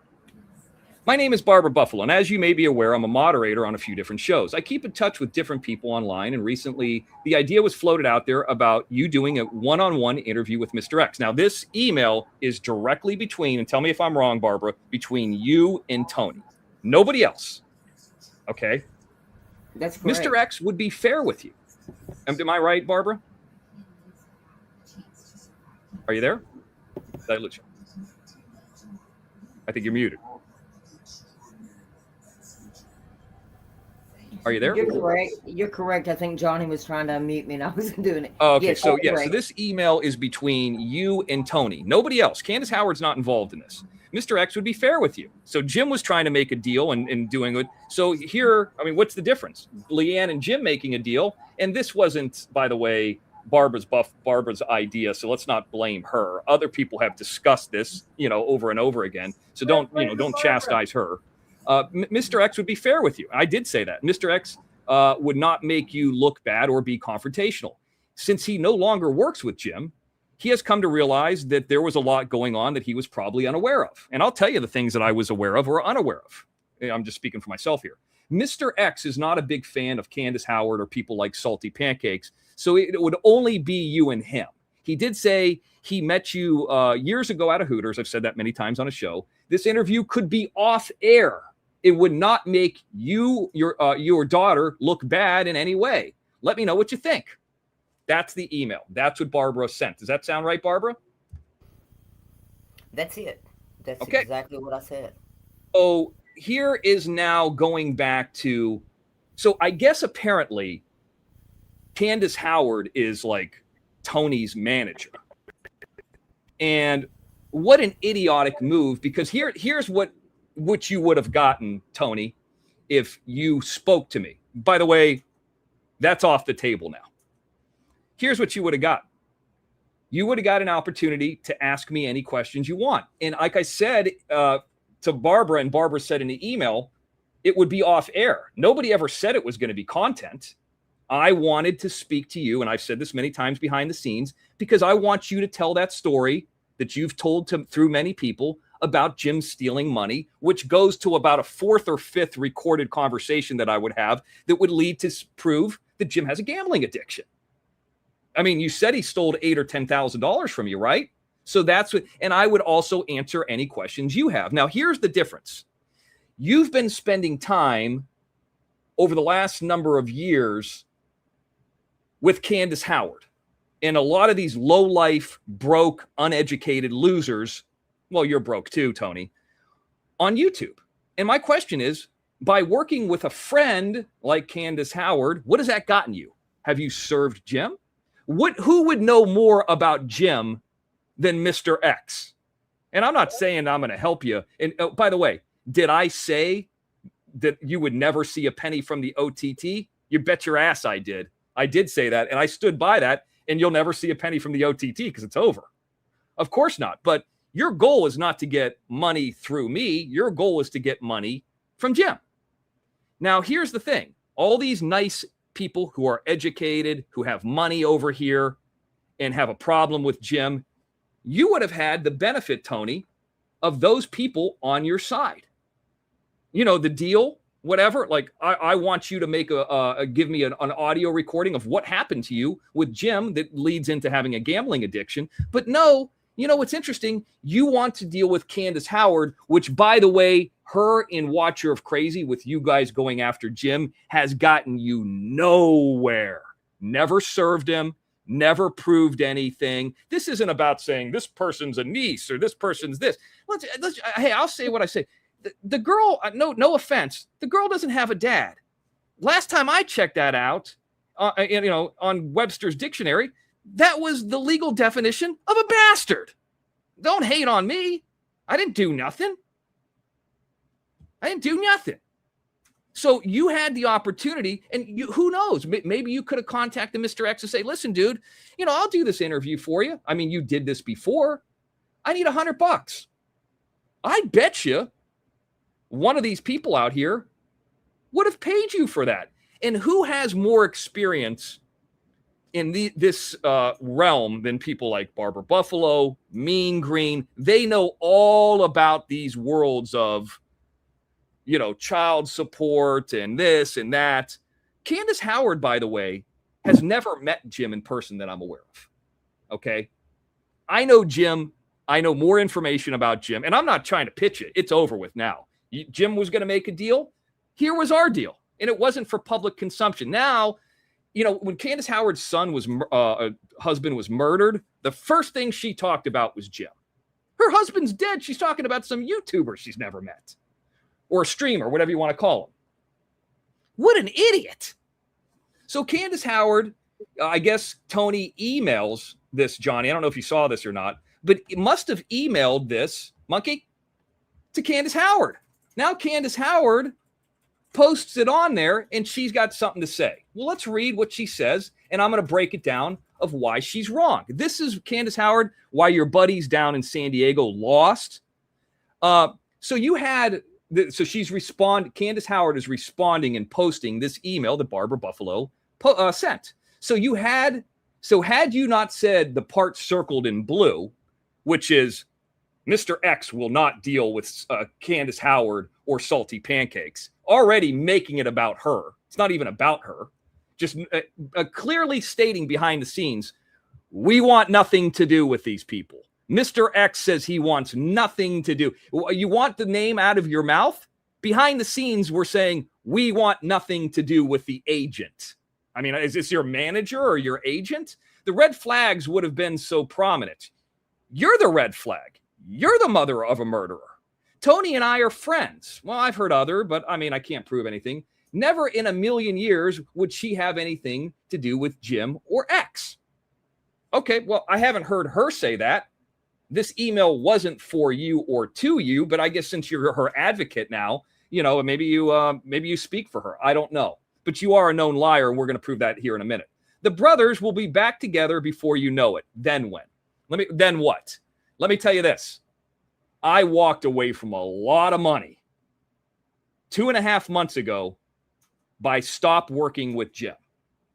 Even though there's been a lot of bullshit and a lot of hullabaloo that's gone on, my life is better not being around Jim.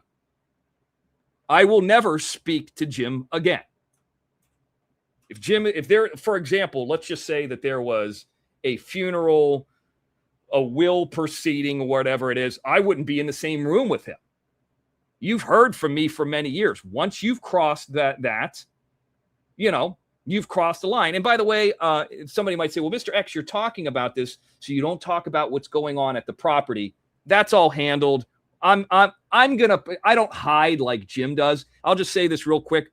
I'm going to meet the gentleman in person, and him and I are going to have a little walk-see do around, and we're going to talk about it in person. And there might even be some footage of that. So that's already taken care of. Jim, by the way, he heard all your racist comments. That's why you were pissed off, because they're not going to talk to you anymore. And by the way, yes, they did get all of your Rolling Stone and PI scam on Facebook and Reddit threads. They know that you're a cancer in indoor and arena football per these sites. I don't know if you are. I don't go to the games. They know you're a cancer in the true crime community. They know you're a cancer on YouTube. So your thing has blown up. You want to talk about permits? All I'm going to say is better make sure you have a permit for that deck. You know what I'm saying? Anyway, so this is just a response, but you want to make it about, so the brothers will get back together. They said that when that court case was going down in San Diego. That's all this. They're going to be back together in a couple. It's been 2.5 months. Do you think that I would, do you know what people would do that are in my life to me if I started working with Jim? And this isn't a reason I'm scared of anything. If after the racial comments and calling parents and some of the things that he did, if I ever worked with him again, I couldn't look myself in the mirror if I did that. Plus, I don't need to work with him again. I signed into Jim's StreamYard the other night, and he made $93. He made $5 in super stickers. Everything else was a membership. And if you guys watch XNN and saw my scenario, and I'm not trying to make everything about money, I made $425. So Jim didn't make a fraction, even though he's going on a lot more than me, comparatively to what I made. And I know Eric Foss is out there, and he's saying he's making a lot of money. Just kind of get in the weeds real quick.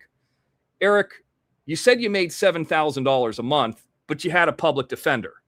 But you're probably a smart guy to get a public defender, right? But if you're making $7,000 a month, isn't that fraud?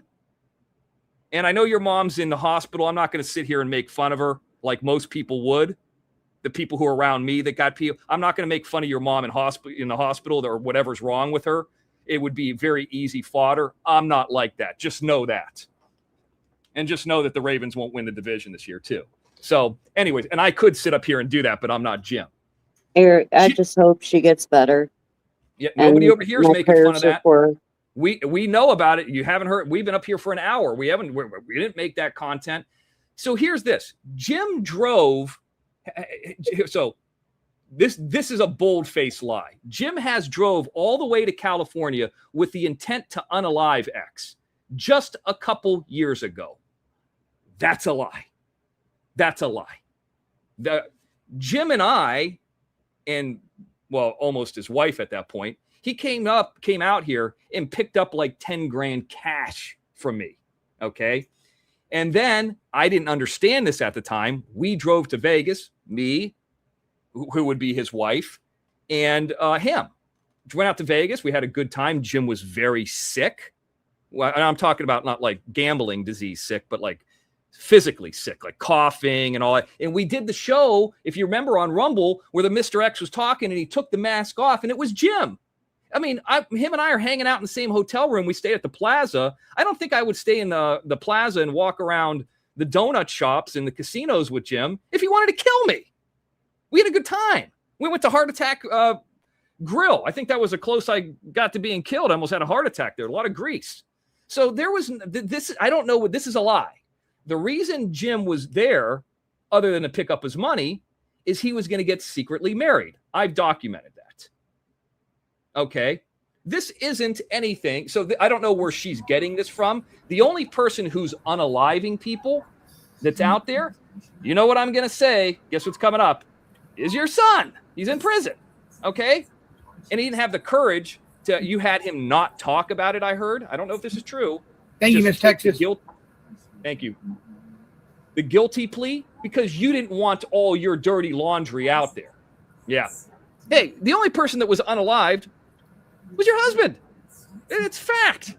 Nobody was unaliving me. That's not true. Now, Jim's not happy with me in 2026, but and he's threatened me. I don't know if he's threatened to unalive me now, but because I don't listen to all his shows. But maybe that's the case now. It wasn't the case a couple years ago. That's a lie.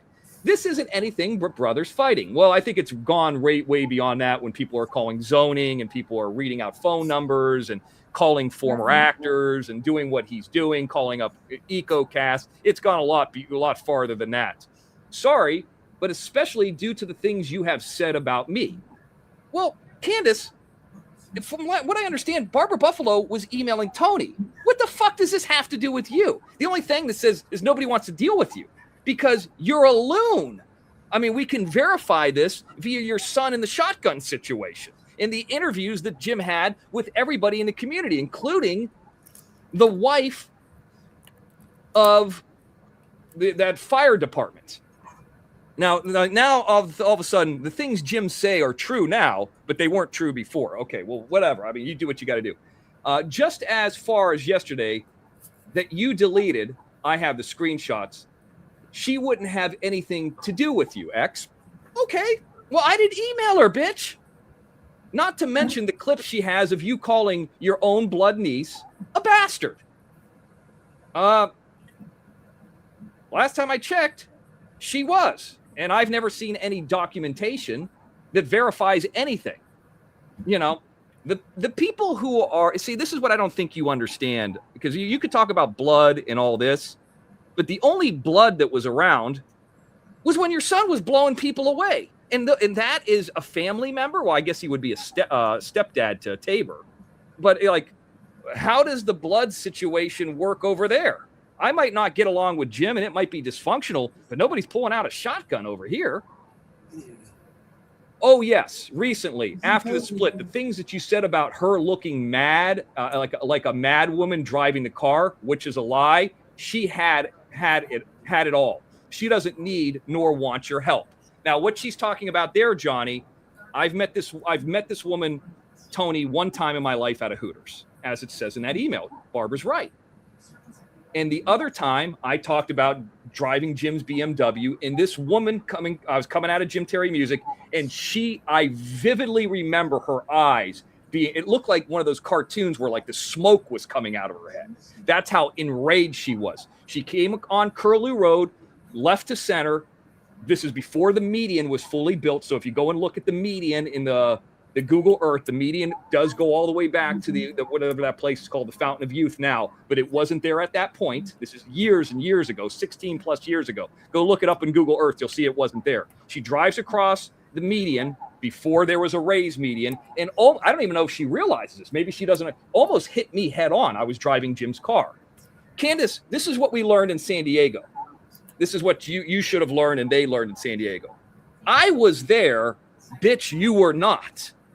And last time I heard from a judge, I'm a credible witness, you weren't there. And this woman was enraged. And I guarantee you, if you talk to Jim about that incident where Jim's like, go, go, go, he'll probably tell you the same story. And maybe, just maybe, that military chick who was Jim's girlfriend at the time, maybe I've gotten in touch with her and she can verify that story. She was sitting on Jim's lap. Now, why would I make that up? Why would I make that up? So, why would she need help? Well, it was a simple exchange. People have been asking me about it. Well, she's been trying to serve Jim, from what I understand, for 16 years. Barbara Buffalo, you're an advocate, right? Or done some kind of advocacy in the past. I don't know exactly what you do. Correct me if I'm wrong here. So, no, you're right. Would you be qualified, in theory, if you wanted to, because you know the laws in different states, would you be qualified more so than maybe even Candace Howard to help help this woman beyond what has happened in the last number of years for her, the failures she's had not serving Jim? Yes, but also I think an advocate from Florida has already reached out to her as well. And why did that advocate reach out to her? Because I got in touch with them. Right, exactly. And Mean Green, you also know something about this subject. Is that not correct? Oh, yeah. I know quite a bit about Florida. child support and intrastate and interstate child support orders and how to get them transferred, so forth. And we know that, Kathy is not exactly, I'm not saying Kathy's going to do anything. She's not up here to speak for herself, but like Kathy's not exactly happy with Jim. Texas Granny's not exactly happy with Jim. These are people who have done well in their life throughout their life. So if you look at it over here, you got more knowledge, more money, more, and I'm not trying to convince you, you've already blown that opportunity. You're going to stick with the mom of a murderer because she has an agenda against Jim over $1,500. That was a huge mistake, because from what I hear, and I don't know who it was, and I don't know if it's anybody over here or if it's somebody with Bob or something, but there was somebody recently following Jim around. They have never accomplished that. They even pinpointed where Jim goes and eats, what he was wearing. Bob talked about all this. So they never, you know what they did with Candace Howard? They had Watch Her Crazy pay for stuff, and they paid for an officer. And an officer, I don't give it. She's going to show up to a house 4 or 5 times. Jim's going to flip out and be scared for 2 weeks, jump in the camper and fucking take off. Hey, X. Yeah, go ahead. Hey, X. I got to go, but I wanted to say something real quick. Go ahead. I didn't know all this happened, but you know what? All it's proved to me is that the haters will stand in the way of Jim getting taken down. Right. Like Candace That's Howard, fucked you're up. 100. Candace Howard has such a vindictive situation. I'm not even saying that any of us would have done this. What I'm saying is there would have been a conversation and potentially a trade like Leanne offered. Right. What's good for the goose is good for the gander. I want to have an audio recording of what happened to you. And if you, what do you need from me? Do you need some information? Do you need $100? What do you need from me? I don't want to give that woman any money, but what do you need? And now her agent just squashed this. What a bad mistake. People with more money, people who know the rules, people, by the way, people who are around me were in your, I'm not going to say what it was, but you had to do something in your BK case. Like they were in the courtroom. The people who were around me, not me, but people who were around me saw your BK cases. Jim had them do that. They know all about you. They're not on Jim's side anymore. They don't like Candace Howard, but Candace Howard's allegedly speaking for you. Bad mistake. Mr. X, Go ahead. can I ask you another question real quick? Go ahead. How did Candace and Tony meet? Online? And when? I know it was sometime during, I don't know exactly when, so I don't want to state anything that that's what I do. I don't state anything because she's stating something she doesn't know about. I don't know when they were, but I do remember that there was a Salty Pancakes show, and she, being Tony, got some money for this like pay-per-view show. And at some point they must have spoken before that show. And that show's been a couple years. Yeah, so it's been a couple years. When did they meet? How did they meet? Who contacted who? I don't know. That's why, like, by the way, if you're like in a civil restraining order case and you say, this is my testimony, it's not like I'm an expert in people who have gambling diseases. I could just say, this is my testimony of knowing this person for over 40 years. This is like, and I'm found as a credible witness, and the court case is not about him. That's legitimate. See, she's not credible. She's not there. We know and Candace Howard, when I say she, is using AI photos, and you could backtrack those photos and all those. This is what's being told to me. Those photos are all bullshit. We know that we heard that the young girl walked into Jim Terry Music and there was going to be some forthcoming footage. And just like Jim's, all his promises, we never saw the footage. We heard Jim Terry Music was going to shut down. It never happened. This woman's a liar. So let me read off the end of this. Also, how do you think an interview would help her? Well, I think I just explained that. You haven't helped her, Candace. What have you done for her? What? You put her on Salty Pancake show and there was a fight over there to make a couple $100. You didn't serve them. Do you understand? You guys got to realize this in Florida. That, and tell me if I'm wrong, Barbara Buffalo and Mean Green, that the child support doesn't go back 2 years and end in 2 years when the girl turns 18. It goes back to when Tony first filed it. And it can continue on whenever Tony decides to do it in the future, if that's indeed his kid. Am I right about that? Yes. So Mean Green says yes. Barbara, are you still up here? Are you still saying yes to that? Yes, that's true. Yeah. I mean, I've sent the stuff out that shows that it's true. You used to send that documentation of what I just said to Jim, and he didn't want to read it all. You're right, Jungle Jane. Hearsay, not admissible in courts. It's just hearsay. So let me read the rest of this. Also, how do you helping her? Could you have asked about the girl, pretended to care? I don't know this person. Agent, manager. I don't know this person. I've never met this person. I've had a public number for 4 years. I'm a very public person. This person never reached out to me, never spoke to my mom that I'm aware of. That's a conversation we could have had if you could have proven it. Except for Jim, Sue, in a parking lot. That doesn't count. Jim will know what that means. Never spoke to my sister. And to my knowledge, per what Jim said, and I think Jim's at least credible, at least on this, that his dad never spoke to him. He don't remember. Now, he doesn't have the best of memory, but people walk in that store all the time. So why would I care about somebody that I don't know? I mean, I got second and third cousins I've never spoke to. I mean, they might be blood. I don't know who the fuck they are. You're the one that's saying this. I'm the celebrity. You should be contacting me. I'm the one who can do things for you. And I say that as a joke. I'm not a celebrity, but like, if there's anybody who could help you, it would be me. But that's out the window. But no, Mr. X wants content. Bitch. Did you just not see that I said that this could be off the air? Now it's content because I got to respond to you publicly. And I'm not trying to make this a long-winded thing, but we're getting long-winded here. But it actually says in Barbara's email that it could be done off air. You didn't know the intention. You're making shit up. You're trying to block. Not a problem. That doesn't hurt me. X must be getting his ass chapped right now. Not really. Candace, let me offer you some advice. You could do something for me. You could do me a favor. Next time I have a show, see if you have a cell phone. You probably are like one of these broke people that has an iPhone. I'm just imagining that you're one of these white trash people that has like a $1,600 phone. I'm just going to guess. I don't know. Take that phone and you add up the Mr. X Cash Apps. You add up, I mean, you could see them. It's documented. And you could say, well, Mr. X, you're lying about your Venmos, your PayPal, your Cash Apps, but you can't lie about the super stickers. Add those up. And then go into Jim's chat, because Jim will lie to you.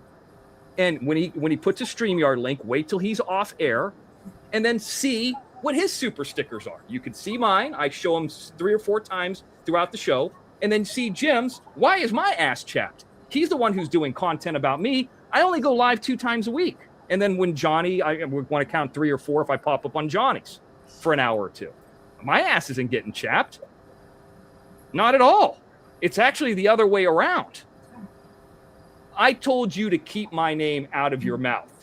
I am telling this woman, or Barbara's telling this woman, either way, or you could say, I said it to Barbara, so because I didn't want anything to do with this, so you could say it's me, that I don't want anything to do with you. Mr. X is not a big fan of Candace Howard. And he goes, well, yeah, I don't want you to be a manager overseeing it. And let me ask you this. What are you going to do about it? What are you going to do about it, Candace? You couldn't do it. You have a home run you don't. Tony has a home run situation with Jim. She's not going to get any money probably anyways because he doesn't have any, but tens of thousands of dollars that are out there that he might have to pay, maybe hundreds of thousands. I don't know. I don't know what it would be. And you can't deliver. You can't deliver. It's a fucking bottom line. You know what I mean? You couldn't deliver in years. So why am I your veiled threats? You're somewhere in Oklahoma or the panhandle of Texas. Like, you're not even really in a place people really want to live. I mean, I like Amarillo, but as you get north of it, it gets shitty. Okay. And it even gets shittier when you cross the lines. You know that. That's why it was Indian land. No disrespect, but you know what I'm saying. So here's the thing. You're going back to this final content, this final comment. Keep my name out of your mouth.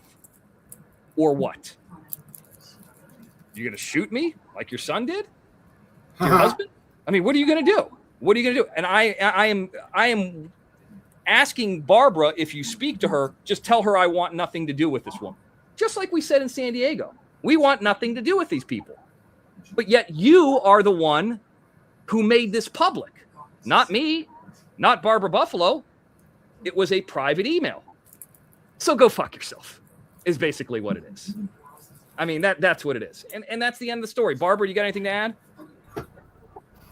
No, not really. I mean, I don't know why it wasn't put to me instead of you, Mr. X, because I'm the one that did it. Right. And I mean, you, if there's anybody who worked with, and tell me if I'm wrong, and I don't want to misstate anything. If you worked with Jim, probably behind the scenes more so than anybody that's like not counting me. Is that correct? Yes, that's correct. Like you did a lot of stuff for no money for Jim. I did. Yeah. And then like Jim would talk to you and I would talk to Texas Granny about the moderating, and not because I didn't have any problem with you. I just, wasn't involved in any stuff that you and Jim might have been involved in or doing or working together on. And it's not nefarious, just whatever, Jim could talk about it. You could talk about it, whatever it is, it's fine.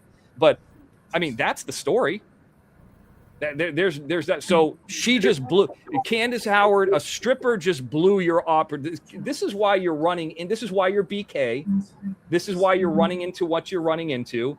And you had an opportunity to talk to the ultimate guy. Jill's not going to talk to you. I have a feeling that the parents aren't going to talk to you. And you could have talked to the man. And it wouldn't have been public. And of course, just like dealing with BJ or something, we would have had some kind of agreement. But now you pissed that away. This is why you will not see that money. And by the way, you're not going to ever see it from me. Jim's paid out. That's done. That's over with. 1099s were sent. It's over. He's got his money. You have to go to him. You can't. I'm not going to pay you more money from my money. You got. He's not. I'm not working with him anymore. You have to go to him. So, and if you think that there's an insurance policy, go ahead and file your whatever you got to file. We'll walk in. We'll show you that it's not. We'll show you that that corporation doesn't even deal with anything in streaming anymore, and you'll just have to have another loss, like Leanne or like Watcher Crazy or like Candace Howard. There's nobody who's lost more in this streaming world than Candace Howard. Period. And I even sent an email to Tony breaking down the stuff. Do you know why I believe that she's not serving Jim, Barbara? And tell me if I'm wrong about this. I really don't know, Mr. X. Okay, I think that you get so many free services through the state where they kind of pay for it every couple years. Is that correct? Yes, 5. 5, okay.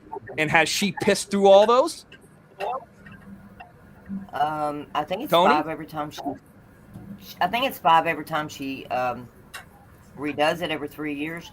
So every 3 years, she gets a 3-5 services every 3 years. And I know for a fact, because Jim was terrified at the time, one of the times that this was happening during the streaming era, they were sending a sheriff. Well, sheriff isn't going to really do the due diligence like a PI or like a process server like Robbie. Like they're just going to show up, knock on the door. They did their job. They leave. They're going to do it again, leave. Well, Jim could get around that easy. Easy, he could beat that. He's got cameras, got that place wired with cameras. He knows everything that's going on. He watches all the shows or have people reporting what I'm saying to him. So, I mean, just like people do to me to this day or with me to this day. So that is like the laziest way to do it. The reason, Barbara, that she does it that way, and I'm talking about Tony, the free every 3 years. Well, here's your evidence. It's not hearsay. She's BK. She's broke. And BK is an acronym not for broke, but for something legal. She's broke. That's why. So if she had, say, for example, let's just say XYZ watcher, somebody who's just a watcher of the show that has a couple $100 and they said, you know what, Mr. X, I'd pay for it. I'll pay $500 for Jim to finally get served, but we don't want Candace Howard involved in this. It's not going to be her victory. I think that there's probably that person out there. There's probably a couple of those people out there. Wow, did she piss that away? Right. Dumb. Let me tell you this, Tony. Stand up for yourself. Speak for yourself. Don't have these lowlifes on YouTube speak for you, especially that one. Especially that one. The money's not there in the panhandle. The money's around, at least within this community, is more like around this group here. And the knowledge and the expertise and the college degrees, and it goes on and on and on. You're putting your faith, and your faith has failed in this woman for a number of years. You've got nothing with Jim. You're putting that into an ex-stripper, allegedly. I wasn't there. I wasn't at the strip club. I don't know. But according to that interview, hey, that's it. End of rant. Johnny, what else you got? Mr. X was triggered. Barbara, were you going to say something? Johnny? I was just going to say that there's at least one, could be 10. People that would give money. Do have the money. Yes. Yeah.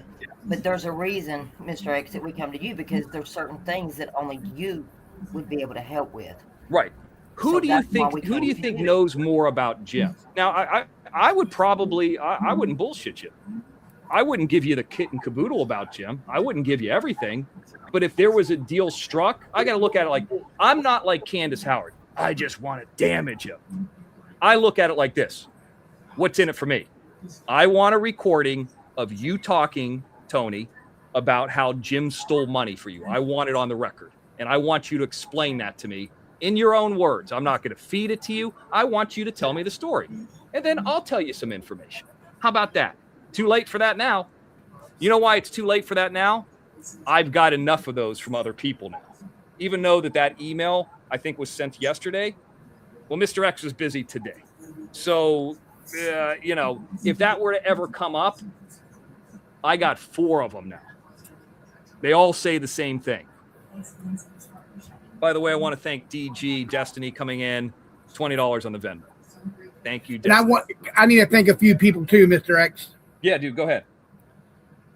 Okay. Jungle Jane come in 2 jewels of a silver star.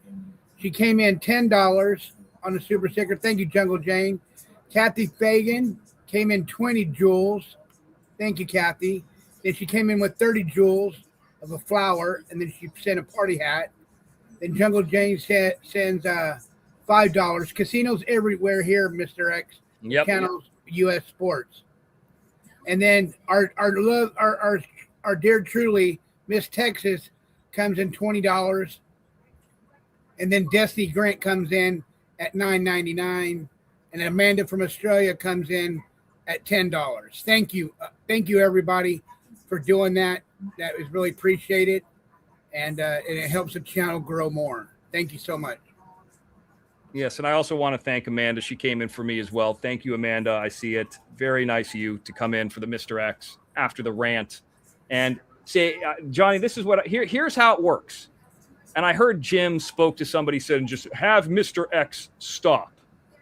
Everything I'm doing, just like in the past, is a reply. Jim calls somebody in governmental zoning. Mr. X is going to do that. Jim calls somebody, says he's got a girlfriend's phone call. Mr. X has that. Jim says he's going to call EcoSet and try to ruin that. Mr. X gets somebody on the phone. Now, Jim, the best thing to do with you is to give you work. So you never know what's real and what's not real. But I'll tell you what's not real. I gave you work. I never spoke to anybody at Cardinal Mooney. Thank you for spending your time. But maybe I did. So I'm going to give you work, Jim, and you're going to have to spend your time doing this. Or you can stop doing things to me and to all these people. But here's the thing. And by the way, you wanted to talk about the stuff in Palmdale, Lancaster, if you look up the APN number, it does say Lancaster.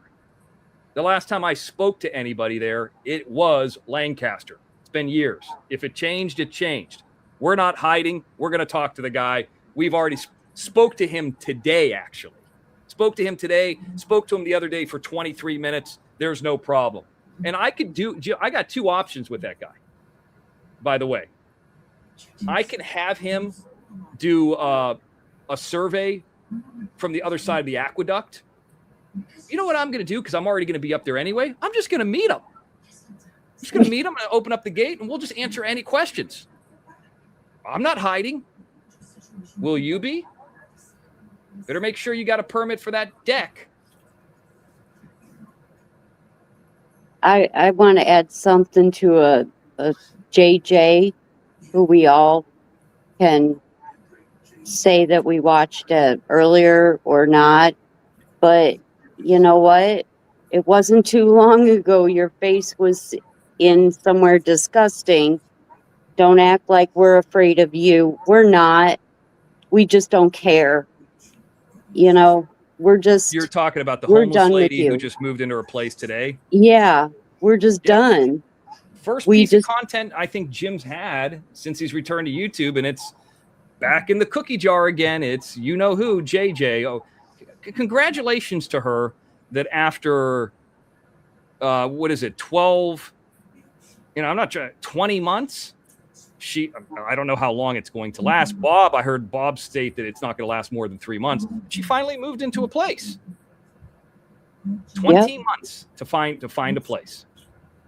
But in no way are we afraid to come up on her panel or anything. We just don't care. Yes. We just don't. Well, here's You're the not thing, on our radar. She's talking about who's afraid and who's this. I've heard that before. Uh-huh. My phone number is public. I'll take her call right now. I had a XNN where I emailed her and said, I'm going to be live. If you want to talk to me, it's going to be on my home turf. It's going to be my home stadium, a place I'm comfortable with. I'm not going to go to your channel with 12 people. Fuck you. And if you'd like to come up here, please feel free. Come on in. I wouldn't do that. Well, because next thing you know, Jim gets the link. He porn bombs. You can't trust her. I know that, but she's constantly saying we're afraid. I'm not afraid. I just don't care. There's a difference. Well, how about this? Let's talk about this afraid. Janelle, why don't you just tell everybody where you're living at now? Why are you afraid of that? I mean, you've done nothing wrong. Why don't you just state where you live? Just like Leanne, I said this the other day, and she's not done it. She's filibustered. She's made bullshit excuses. Leanne can't read the court transcripts that she was trying to make a negotiation with Jim. Why? She doesn't have them. Prove it. Prove it. It's funny. Everybody else could do open and public deals. Mr. X makes a phone call or somebody sends an email out, and I'm an asshole. Okay. Yeah, I want to say this too, and everybody wants to keep on talking about where is Johnny's son's ashes at? Where's Johnny's ashes at? Well, guess what? I'm going to be getting them this weekend. Good. It's good to hear. It's good. That's good, Johnny. Yeah. Yeah. Are you planning on doing anything? Like, are you going to do like a thing at sea or anything like that? No, I'm just going to leave them. I got this this little, remember that black little case I showed everybody that had his heartbeat in there, had his hair in there, and everything. I'm gonna put it inside there, and then we're gonna put it up on the wall, and it's gonna have a little lock on it that nobody can get into it. There you go. Yeah. Well, that's a nice, memento. I don't know what that's called, but that's nice. What can you do? I mean, there's a little teddy bear in there that came with it, and then I got the big teddy bear that has his heartbeat.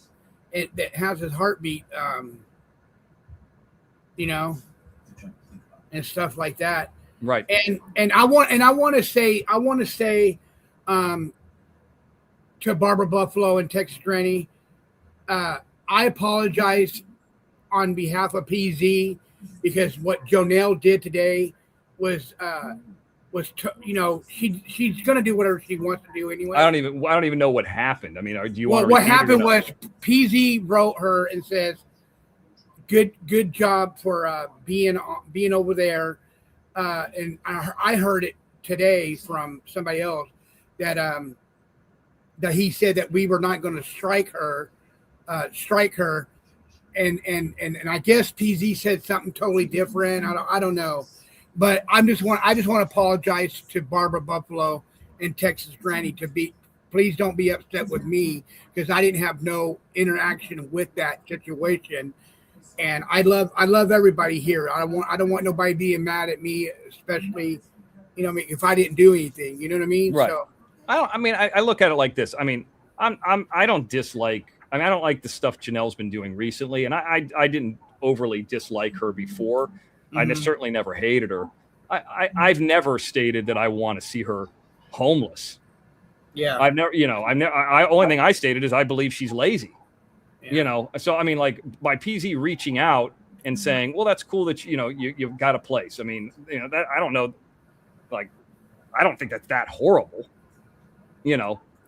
but sometimes these people that have crossed the line, it's, you got other friends here on, streaming and stuff like that. Yeah. It's like, you almost can't even say hello to somebody, but, yeah, I get it. Like I give you an example, like Belle V, her and I having a conversation probably pissed Jim off, but it doesn't piss me off if Belle V's over there. Right, and I got another question for you too, Mr. X, and Miss Barbara Buffalo. Y'all can please answer me on this. Okay, so I want to do it. So the privacy strikes are only for me. For like, say they did something to you, Mr. X, and I want to do a privacy strike. Can I do that, or is that a no? So who is the privacy about? Me in that scenario? Yeah, just for an example, if they doxed you or they showed a picture of you on somebody else's channel, can I do a privacy strike on that? No, you cannot. No. Okay. This is what and you guys can tell me because some of you guys are more versed in this. Privacy strikes, copyright strikes, it has to be from the person. Like that would have to be from Mark Terry because, not Mr. X. So, but as far as, it seems like there's some of the things within YouTube, like harassment, that just the bots get. Like there's a guy who's got a Mr. Expose You out there, and he's got the old Mr. X blue mask. And I've struck that for impersonation many times, and nothing's ever happened. So the guy took all the content down because he's trying to still impersonate me and keep that up there and trick people. That's at least my opinion on it. But most of the things that you would just do, the regular strike, harassment, sexual content, it'd have to be something pretty serious for them to do anything about. But privacy strike, like, for example, when they showed like Texas Granny's grandson, you might have to jump through hoops a few times. Copyright, if somebody shows an address, stuff like that. That's like personal and medical information. They have human beings respond to those. Okay, so I did a privacy strike on who, and I sent a copy of it to Texas Granny, but they never emailed me back. YouTube never emailed me back. I did a privacy strike on Michelle Meltdown, right? And I sent it to Texas Granny to show her I did it, and I never got anything back from YouTube because they were playing. How long ago was it? They showed my son. It was just last week. Yeah, you might, that email where you got the response from them, like this has been submitted, I would respond to it again, just reply to that email, and sometimes even say, hey, what's going on? Or just submit it again.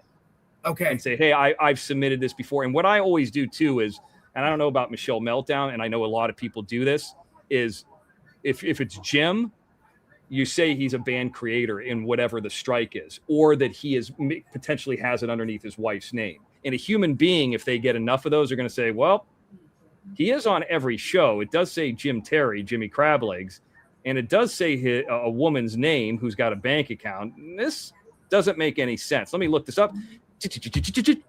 Well, he is a band creator. So, and I think that, when we did the YouTube stuff before, there was way more salacious stuff in that YouTube era of Jim Terry TV in that first 10 months before, got knocked off. it just could take that long. And forget, since I left the OTT, Jim's only been, it's only been 2.5 months, and Jim's only been monetized maybe a month. I don't know this, but I personally believe that they look into it more. Like Fumble Nuts, they don't give a shit. He's not monetized. If you're monetized and they're making money and it could be a legal issue for them, they look into it a little bit harder. So you might just have to do it again. Okay. But Right. as far as like Eric Foss and people like him or them showing photographs, I just told him, I said, I sent him a message. You put up stuff of who, you're just going to get a privacy strike. I mean, that's just how it works. And I don't want to do it. I don't want to waste my time on your show. That's what I was telling Eric. I'm just going to do it. And it's just going to continuously damage you until it comes to a point where something bad does happen. Like I don't know how Jim can go on shows and read out phone numbers and isn't immediately banned. But that show's gone. Mhm. Right. But I mean, I think after a while, and I think that I don't know if Jim's got strikes. I don't know if he's got warnings. I don't know. But there is a reason that he is now, after having almost no interest in her for championing Janelle. It's because she don't care, and if she can make a quick $10 or $15, I mean that's a pack of cigs for her. That's 2 hours of work, after taxes at least. So I mean, and the crazy thing is, the day before she started working with Jim, she was telling me how much she disliked Jim and what Jim did to her. That's the only reason I responded to her. I'm like, I'm shocked that you're working with Jim after what he did to you at your work. Oh, she said it was you. Huh? Uh-huh. No. I have never. I understand that, but she said Mr. X. I swear, No. Barbara. And I have emails. I could pull up an email from Janelle right now, the day before she started working with Jim, where she talks about Jim calling her work. I've never. Why Was I wrong? Why would I? I didn't I'm even sorry, think Barbara. Go ahead. No, you're not wrong. So she's See? saying I called her work Yeah. recently. Yeah. I don't think I ever have called her work. No. Not that I can. Not this job. No. No, I didn't call hotel rooms. I didn't call work. No. Well, she could say whatever she could say. I mean, this is the great thing about, outside of YouTube is you got to have proof. She can't prove everything. For all we know, she might not even be at that job anymore. And I'm sure somebody will probably figure out. It'll probably be somebody like that whack job that down in Florida, the lady who was following her around. The one that, I mean, that says Jim ripped her off, but then again, a lot of people say that. What's her name? The one that got in trouble for kidnapping her own kids or something. Why am I forgetting her name? It's not Shelly Ray, is it? No, it's the other one. The same one. It's the same one. I don't know how it's possible. They all kidnapped their own kids. No, it's that. It's the one that comes after Bill all the time, but I can't remember. It's the one that worked with Jim, and Jim was supposed to find out information, but then Jim knew that she was lying, and she had a channel called, Bot Busting Bitch or something or whatever. Why can't I remember her name? I don't know. That's a pretty good name. Was it Adam Goot? Was her son named Adam? I don't know. I can't remember what her name is. I mean, if Texas Granny was here, she'd probably remember. Why can't I remember her name? Forgetting. Oh, it doesn't matter. But when that lady comes, Just Observing. yes, thank you. That's her. Yeah. Yeah, when Just Observing hears of this, and that woman's a fucking. She's probably more loony than even Candace Howard. Like, this is a psycho. When that psycho finds out that, and this woman's psycho enough, I don't care if it's behind a paywall or not. That woman will dig and dig and dig until she figures out where Janelle lives, and then it's not going to be me. Like, I got enough stuff going on in my life that, stuff that I'm trying to do that are outside of the streaming stuff that like I give you an example. Like, I'm meeting 2 different guys that do makeup effects, like in person soon. Why the fuck would I waste my time with her? So cool. Yeah. I mean, like that's what I'm spending my time on, not like Like if it's a quick strike or I find out something in the morning and I can do it in 5 minutes, I'll do it. But like, am I going to call around and try to figure out where Janelle's at? No, I didn't even want her on the show. And if Janelle can't get money for bobbing hot dogs out of a toilet topless, I don't think anybody's going to buy her a couch. I mean, look at how Bob and most of the people who are more vocal were like, fuck this. But it's just fodder for Jim. He's just looking for something. I mean, at least it's not really like attacking. It's like his first piece of content in 2.5 months that isn't like attacking somebody that I'm aware of. You know what I mean? Right. Yep. There is a very special lady who just came in on the Mr. X Cash app who does not, I'm assuming, does not want to be named. Hello. Yeah, I just saw it. She said, I'll say it's a she. I want to be anonymous, but she comes in on the Mr. X Cash app. I know who you are. She's a nice lady. Thank you. And I understand why you want to remain anonymous. Ironically, like a lot of the people that I speak that have actually met Jim in life, they all want to remain anonymous. This is like, you ever hear Jim says like, I got the calls and then he never plays them? Yeah. I got the calls and if I play them, they're bad and he'll only attack those people. So it's like, these people are nice. You know, they were nice enough to talk to me. Do I turn their life in a living hell over this bullshit? No. Well, I just got the information I needed just in case there's ever a scenario, you know. And speaking of something reminds me of something. Speaking of, a court and all that stuff. Jim, you were talking about having as many restraining orders in so many months. Nobody has a restraining order on me. People have filed 2 of them in what? 3 or 4 years? One of them I didn't even show up to because I didn't know about it. Won that one. Didn't even know that I won it, but did. And the other one is because of you. Well, probably both of them are because of you. And that's a winner too. You've had people do the same thing to you in Florida, right? Hillsborough County. So, I mean, don't you have people who have attempted this on you as well? The difference is the people and those 2 people over the last couple years, so I've never met them in person. And the guy that you did that to and his wife, and, I remember all the racist stuff that you said about the Asian kid. I remember that.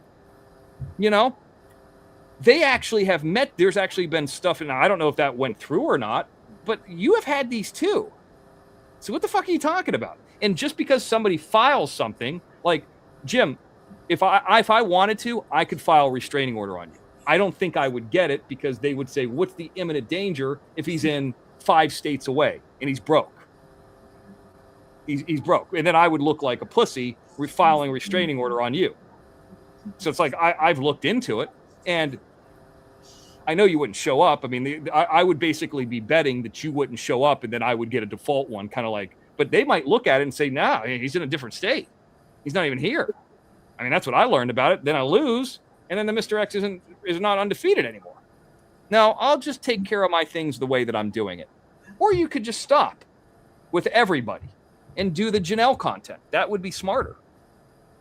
You got people over there that like you, and then they don't like you, but, Melty and some of those people and some of those, degenerates over there, That would mean the Janelle content can't include us either. Because that's what's happening too. Well, I just don't understand why Janelle flipped so hard. I mean, it's like crazy. Let me see if I could find that email the day before she flipped. Okay. And I won't show her email address, but right. But Barbara, am I wrong? No, I don't think so. But y'all were talking about striking a while ago, and I didn't want to interrupt. Oh, sorry. Yeah. No, that's fine. In 12 hours, 4 shows have come down. They've been removed. YouTube removed them. So they need to either stop handling him, or they need to start going by terms of service, because we're not going to stop striking. No, we're not. 4 in 24 hours. Mr. Yep. X also the ones that went down, or anybody else that wants them. So, Johnny, here's what I'm going to do. I can't show this email. I'm going to here's what I will do. I will take a screenshot of it, black out some of the information so it's not doxing anywhere, and then just email it to myself and then bring it up. Okay. So I think that's the best way to do it. Jim wouldn't. If Jim was over here doing this, he wouldn't care, and you'd get a strike. That's what's going to happen to Janelle. But And General Jane, you're probably right that she was promised things, but I'd never been through it before the last time, and then she turned, and the clause came out before. All of a sudden, these phone calls and barrages of phone calls that JT made to her work were just unbelievable. And now she's saying that Mr. X made the phone calls. Mhm. And it was all within the last couple weeks. She came from the drama community, one of the many communities she came from. She knows what she's doing. She don't care. But last Crab Leg show was one of them that came down. So let her keep on. Yeah, Barbara. She also said that she has a backup channel now. I guess she doesn't realize that Jim's lost all his biggest contributors. He doxed a lot of very nice people and attacked a lot of nice people, including me. And that frankly, the people that were there anymore, none of those people would have given Janelle money anyway, but are not there anymore. Jim's not the same Jim. Jim's a fraction of what he was on YouTube 3 or 4 years ago. And he knows that. I know he knows that. And all the backup channels, we include the backup channels in the strikes. When I say we, I'm talking about 2 of us.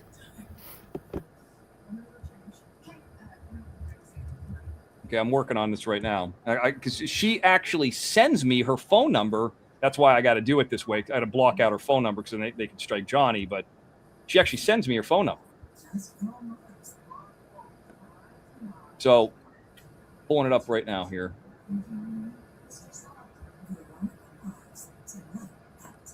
Let me just double check it again.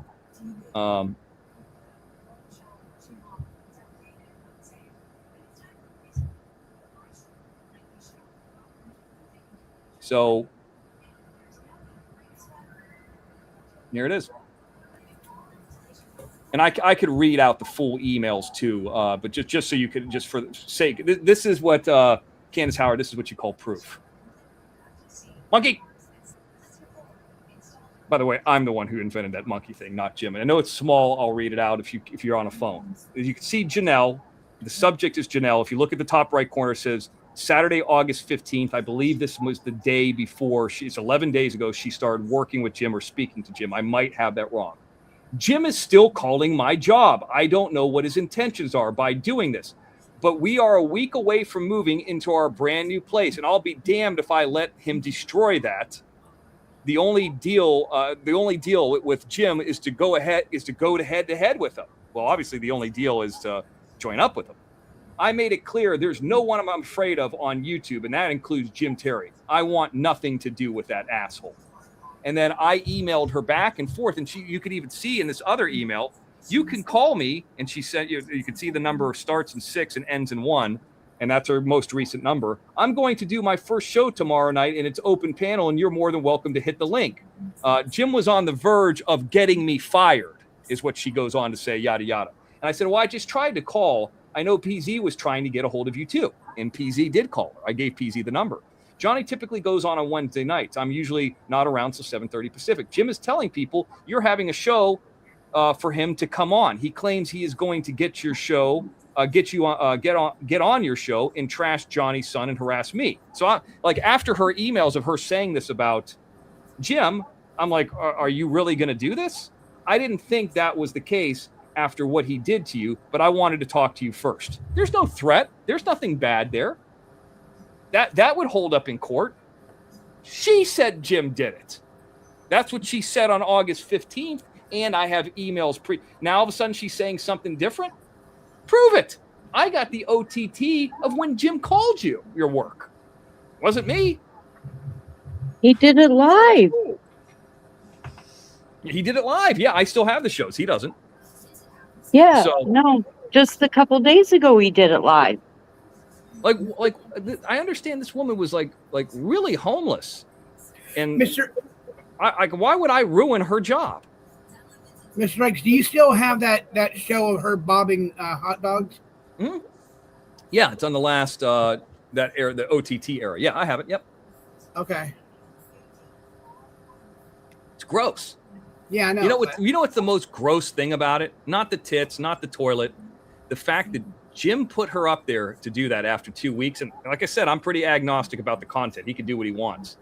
And she earned $12, and $7 of that was from me. Jim said her like $2.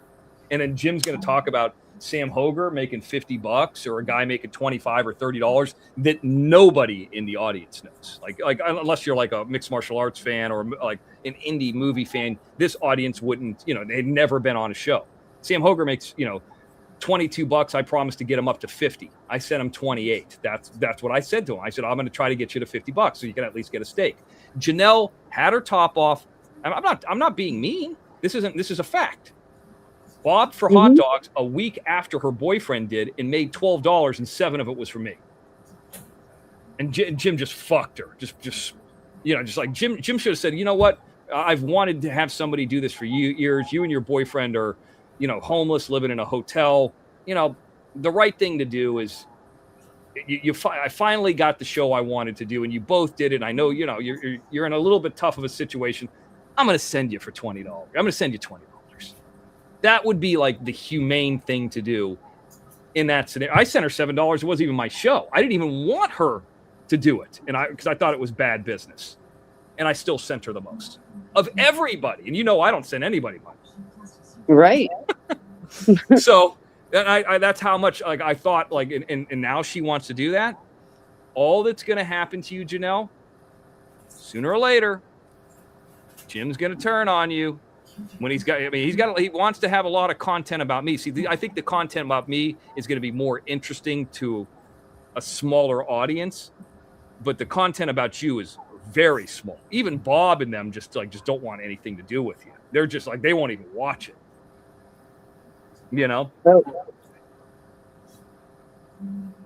Yeah, and Jungle Jane, I don't think that I'm trying to change it up, or Mr. X is being different now. I got no problem with degrading humor or content, if it's a win-win for everybody. The guy doing the naked jumping jacks, I laughed my ass off. That was great. I had a good time on those shows. But at some point, it's lazy. My problem with it is I think Jim could have been better than that. It's very lazy to do that. So I really don't have, any problem with the idea of it, but just if you're going to do that, how about this? Why not put it behind a paywall? I was hoping for cranberries, plums or apples, or bananas, even diving for that. And then putting a Vaseline on them so you couldn't grab them right away. So Yeah, I had some ideas in store, but he just wanted regular hot dogs. I'm like, well, let's put Vaseline on the hot dogs. Let's see how that works. He knows more than everybody else. Okay, we lost Barbara. Thank you, Barbara, for coming. I don't know if she took off, but for good. But I was just thinking, hey. Yeah, you could pitch out ideas, try to make it better, but the $130 a show expert knows more. Okay, Barbara. Thank you, Barbara. The problem with this is, you ever seen a child star like a Corey Feldman, and they had a huge early on career, and then I've heard Corey Feldman. I got 15 #1 movies, and he's a little bit crazy, but he's still not a bad actor. But he's not a kid actor anymore. You really can't use him. It's kind of a joke if you do, type thing. And he's still used to making all the money that he made when he was a kid, even if he's 50 years old now. That's kind of like what Jim is. Jim is similar to that. Jim had a huge start, a huge monetary following, and he thinks he's still that. It's just not. I proved that with leaving the OTT. If he would have stayed on the OTT and made the OTT better, like he said he could, and retained all the people and got more, then I'm the weak link. All he had to do was keep it alive and get more people. Well, he says, I'm still waiting to hear the people Mr. X got. The same people that you got, Jim, off of Doug and off of Tyler Feller and off all those other shows, none of those people were yours to begin with either. Or you got them from Angel Gotti or what? Nobody has any people. I don't own it. What is it, a congregation? No. Mm-hmm. Oh, you like Jonathan Taylor Thomas? Didn't they just had some footage of him recently, a release of what he looks like now? JTT, yes. Yeah, he was real big, but Yeah. like Jim is like that guy. You remember that guy that was on Blossom? I think his name was Joey something. To be like, whoa, Joey Lawrence. yeah, that's Jim. He thinks that if he shows up and he's bald now, and whoa, and does the gimmick or the weasel thing, like the gimmick Right. of the Dylan Rounds thing. I know Bob wants to hear it, and he's still enamored with it. And I'm not taking anything away from that guy for being interested in a case. I'm not making fun of him, but it's like, yeah, nobody gives a shit about that. Right. Like, why, instead of calling zoning and spending all that hatred time, why not do a few hardcore pranks? Wouldn't the hundreds and hundreds of paid subscribers care about that a lot more? I don't know. Sounds like I know something, but what do I know? I don't know nothing. Nothing at all. Nothing. Ace's mom is here. We haven't seen her in a while. Do you know Ace's mama is the one that discovered the glitch in the OTT? No way, really? Yep. Wow. Congrats. Lucy Yeah, that- looks like, or Daisy looks like her dog. But my Cute dog dog. won't wear sunglasses. Daisy's too much of a princess. Yeah, But- thank you, Barbara, by the way, for coming up. And The yeah, casino. Jungle Jane, you like the casino prank? I did yeah. too. Yeah, I mean, it's goofy. I mean, I'm not going to be. I kind of wanted them to know, like the one that I did with In-N-Out Burger, like they could probably figure out it's fake. Like, Jim's trying to take this shit real life, obviously.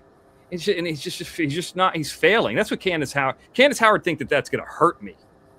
Like it might accomplish a little bit of time wasting, but the only thing it's doing is hurting Jim. In the long run. Thank you, Barbara. And they still didn't have Jim like peeing in a corner, so it's not like it was true. So it's not happening. Well, you won't be seeing Jim here in a couple days, unless it's real late or real early. Well, He's going to be gone. And then college football's coming up too. Tomorrow's Thursday. Is that right? Yeah. yeah. So let me explain to you. Did I tell you this? Maybe I told this. Let me mansplain this to you again. McMahon. I'll mansplain it. Oh, okay. Let me show the times Jim's not coming on. Okay. Monkey time? Wake up, monkey. Here, look at this. Okay, so Thursday, now you won't see the Mr. X either. So I'm not, NFL Network, Amazon Prime, or the NFL Network on the bottom, which is probably a local game to the Mr. X. Jim probably has access to that. I'm assuming Jim doesn't have ESPN Unlimited because that's $30 a month. So probably between 4 and like 7:38 until Jim finds out that he lost on the under of the Chargers versus or the over on the Chargers versus Rams game. You won't see him from like 4. Well, you won't see me either because I'll be watching the Steelers game too. This is where I want you to see it. Look at Friday. So there's one game on 3 p.m. Nobody gives a shit. Nobody's playing for Baltimore, but Baltimore versus Washington, a horrible team. That's on NFL Network. Jim probably has that. But between 4:30, these two games are really not on anywhere near anybody. 2 games on ESPN, 1 national television game, then 1 6. So between 4:30 and 6, there's 1, 2, 3, 4, 5, 6, 7 games. 7 games to bet on. Mr. X will be going live at 5 p.m. You will not see Jim on a show at around 4:30, 5 p.m. on Friday. Just too many games. Then on Saturday, even though the games are early, for the most part, there's 2 games. They're both on NFL Network. Jim probably has access to NFL Network. Most cable packages included. Yeah, you won't see him during that time frame either, unless it's like right before or like a halftime. So there's Jim's schedule for the next few days. Ace's mama says, today's National Dog Day, by the way. I will be posting Ace's little photo shoot we did later on tonight. Good. Fun. Good. Cute little one. Yep. Football. I can't wait for Notre Dame next week. You can't wait for what? Notre Dame game. Notre Dame? Yeah. That's a good question. When does college football start? Because that's when you're really not going to see Jim. Well, I know they play. Notre Dame plays next Saturday. Yeah, I think they're already opening. So is it this week considered week 0? Is that coming up? I think so. Hang on. So August 29th is the first game, and that is Saturday.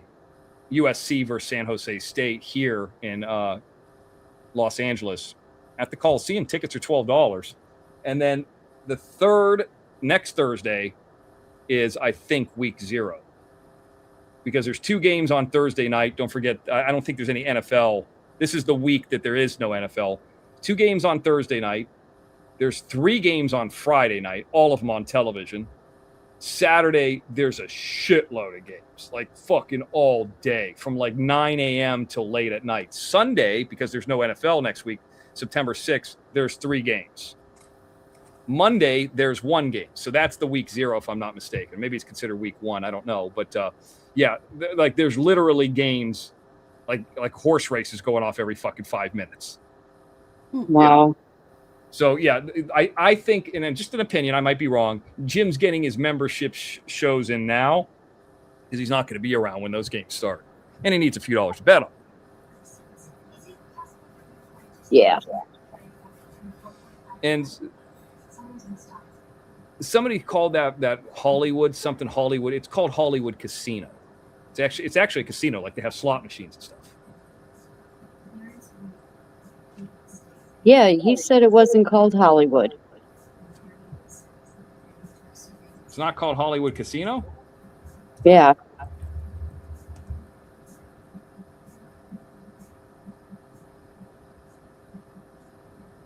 I'm sorry. It's called Hollywood Gaming. Hollywood Gaming at Mahoney Valley Racecourse. Semantics.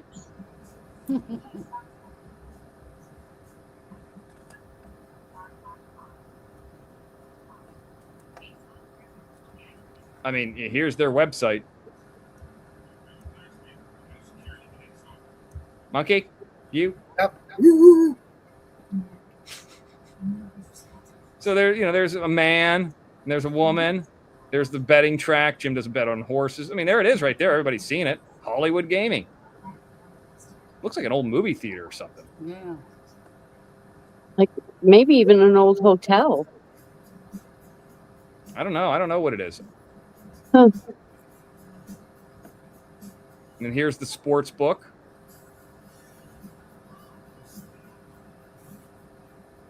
I love how they always make it like, all these guys would be hanging out.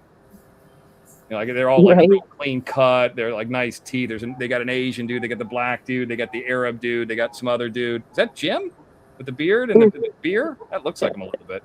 Years ago. Yeah. So, Tony, here you go.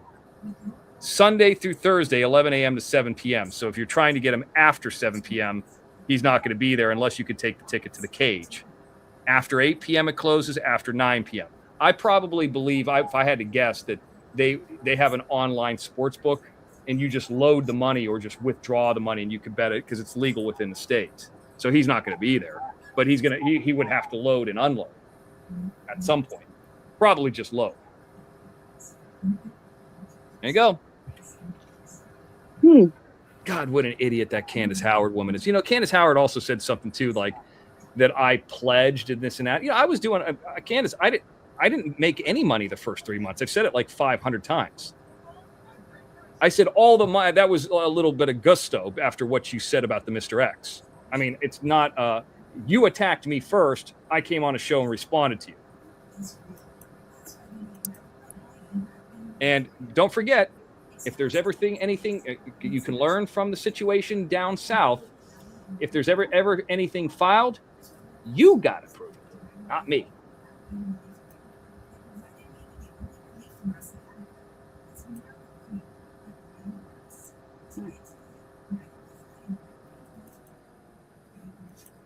Barbie says a good PI can easily serve him, and he would not expect it.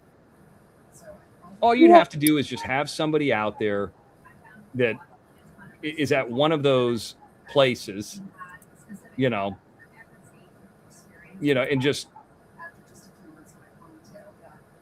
just kind of wait out there for him. And then eventually at some point he's like a turtle. He's going to stick his head out. Especially, I mean, I hate to give it away or ruin it for anybody, but like if you were to do that, like on Thursday, Friday, Saturday, or Sunday, like around the NFL time, like he's not going to be out there during the games, but before or after the games, he might be. Like the probability goes up. You ever seen like those charts, like the times of where the fish may be out and not be out? Yeah, the time's going to go up like before the game or definitely after the game. If he wins and a bunch of games go over, that chart just went up. He's more likely to walk out of that house and go get his money. So he needs to get some Taco Bell or something. Yeah, Jim, I can tell you this. I mean, I know that the ant that's over there and that's near you, and we might have to contact Senator Ruley. Yeah, if I really wanted to be a dick, I could contact Senator Ruley and tell him what's going on over there. Don't think I don't know my shit. Don't think that I haven't talked to some of the people, the Britannias. Maybe I didn't talk to them, but I wouldn't know these names, the Ruleys, the Britannias. Or, you can't strike for it because you don't live there. I mean, it's not strikeable anyway. I'm just saying names. Mm-hmm. Maybe the Ruleys will let you go on their property. Senator Ruley, he don't want his aunt sitting there being harassed. All you got to do is contact him, and he might reach out to the aunt and allow you to park there. That's what I heard.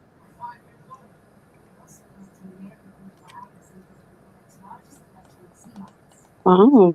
Yeah. Some friends of the Mr. X. I heard you have friends. Yep. Kathy, you leaving? What's going on? Yeah. Hey, You doing Kathy. okay? Hey, Kathy. Before you leave, I just subbed to your channel. Oh, thank you. There's nothing on it. You rest well, Kathy. You need some vacation photos or some, photos of the, something fun or something. Well, maybe not. Now that I think about what's out there, I was thinking that there's regular human beings in the world. Forget it. Forget I said that. Good night, Miss Kathy. Have a good night, Miss Kathy. All right, thank you. Good night. Rest well. All right, get out of here. Kathy, she's a nice lady. Miss Rex, Mean Green, do you got anything else? No, that's it, dude. I'm going to go take a shower. Yeah, I'm going to go eat. Yeah, I'm good. What are you eating? I'm going to go have some tacos. There's a taco conversation again. By the way, the Dark Harbor was purchased by the Mr. X today. We got ours too. I don't know We got ours too, Mr. X. I heard. Yeah. Good. So here's what I did. And I know what you guys got too, because I talked to Mean Green. But I was going to get the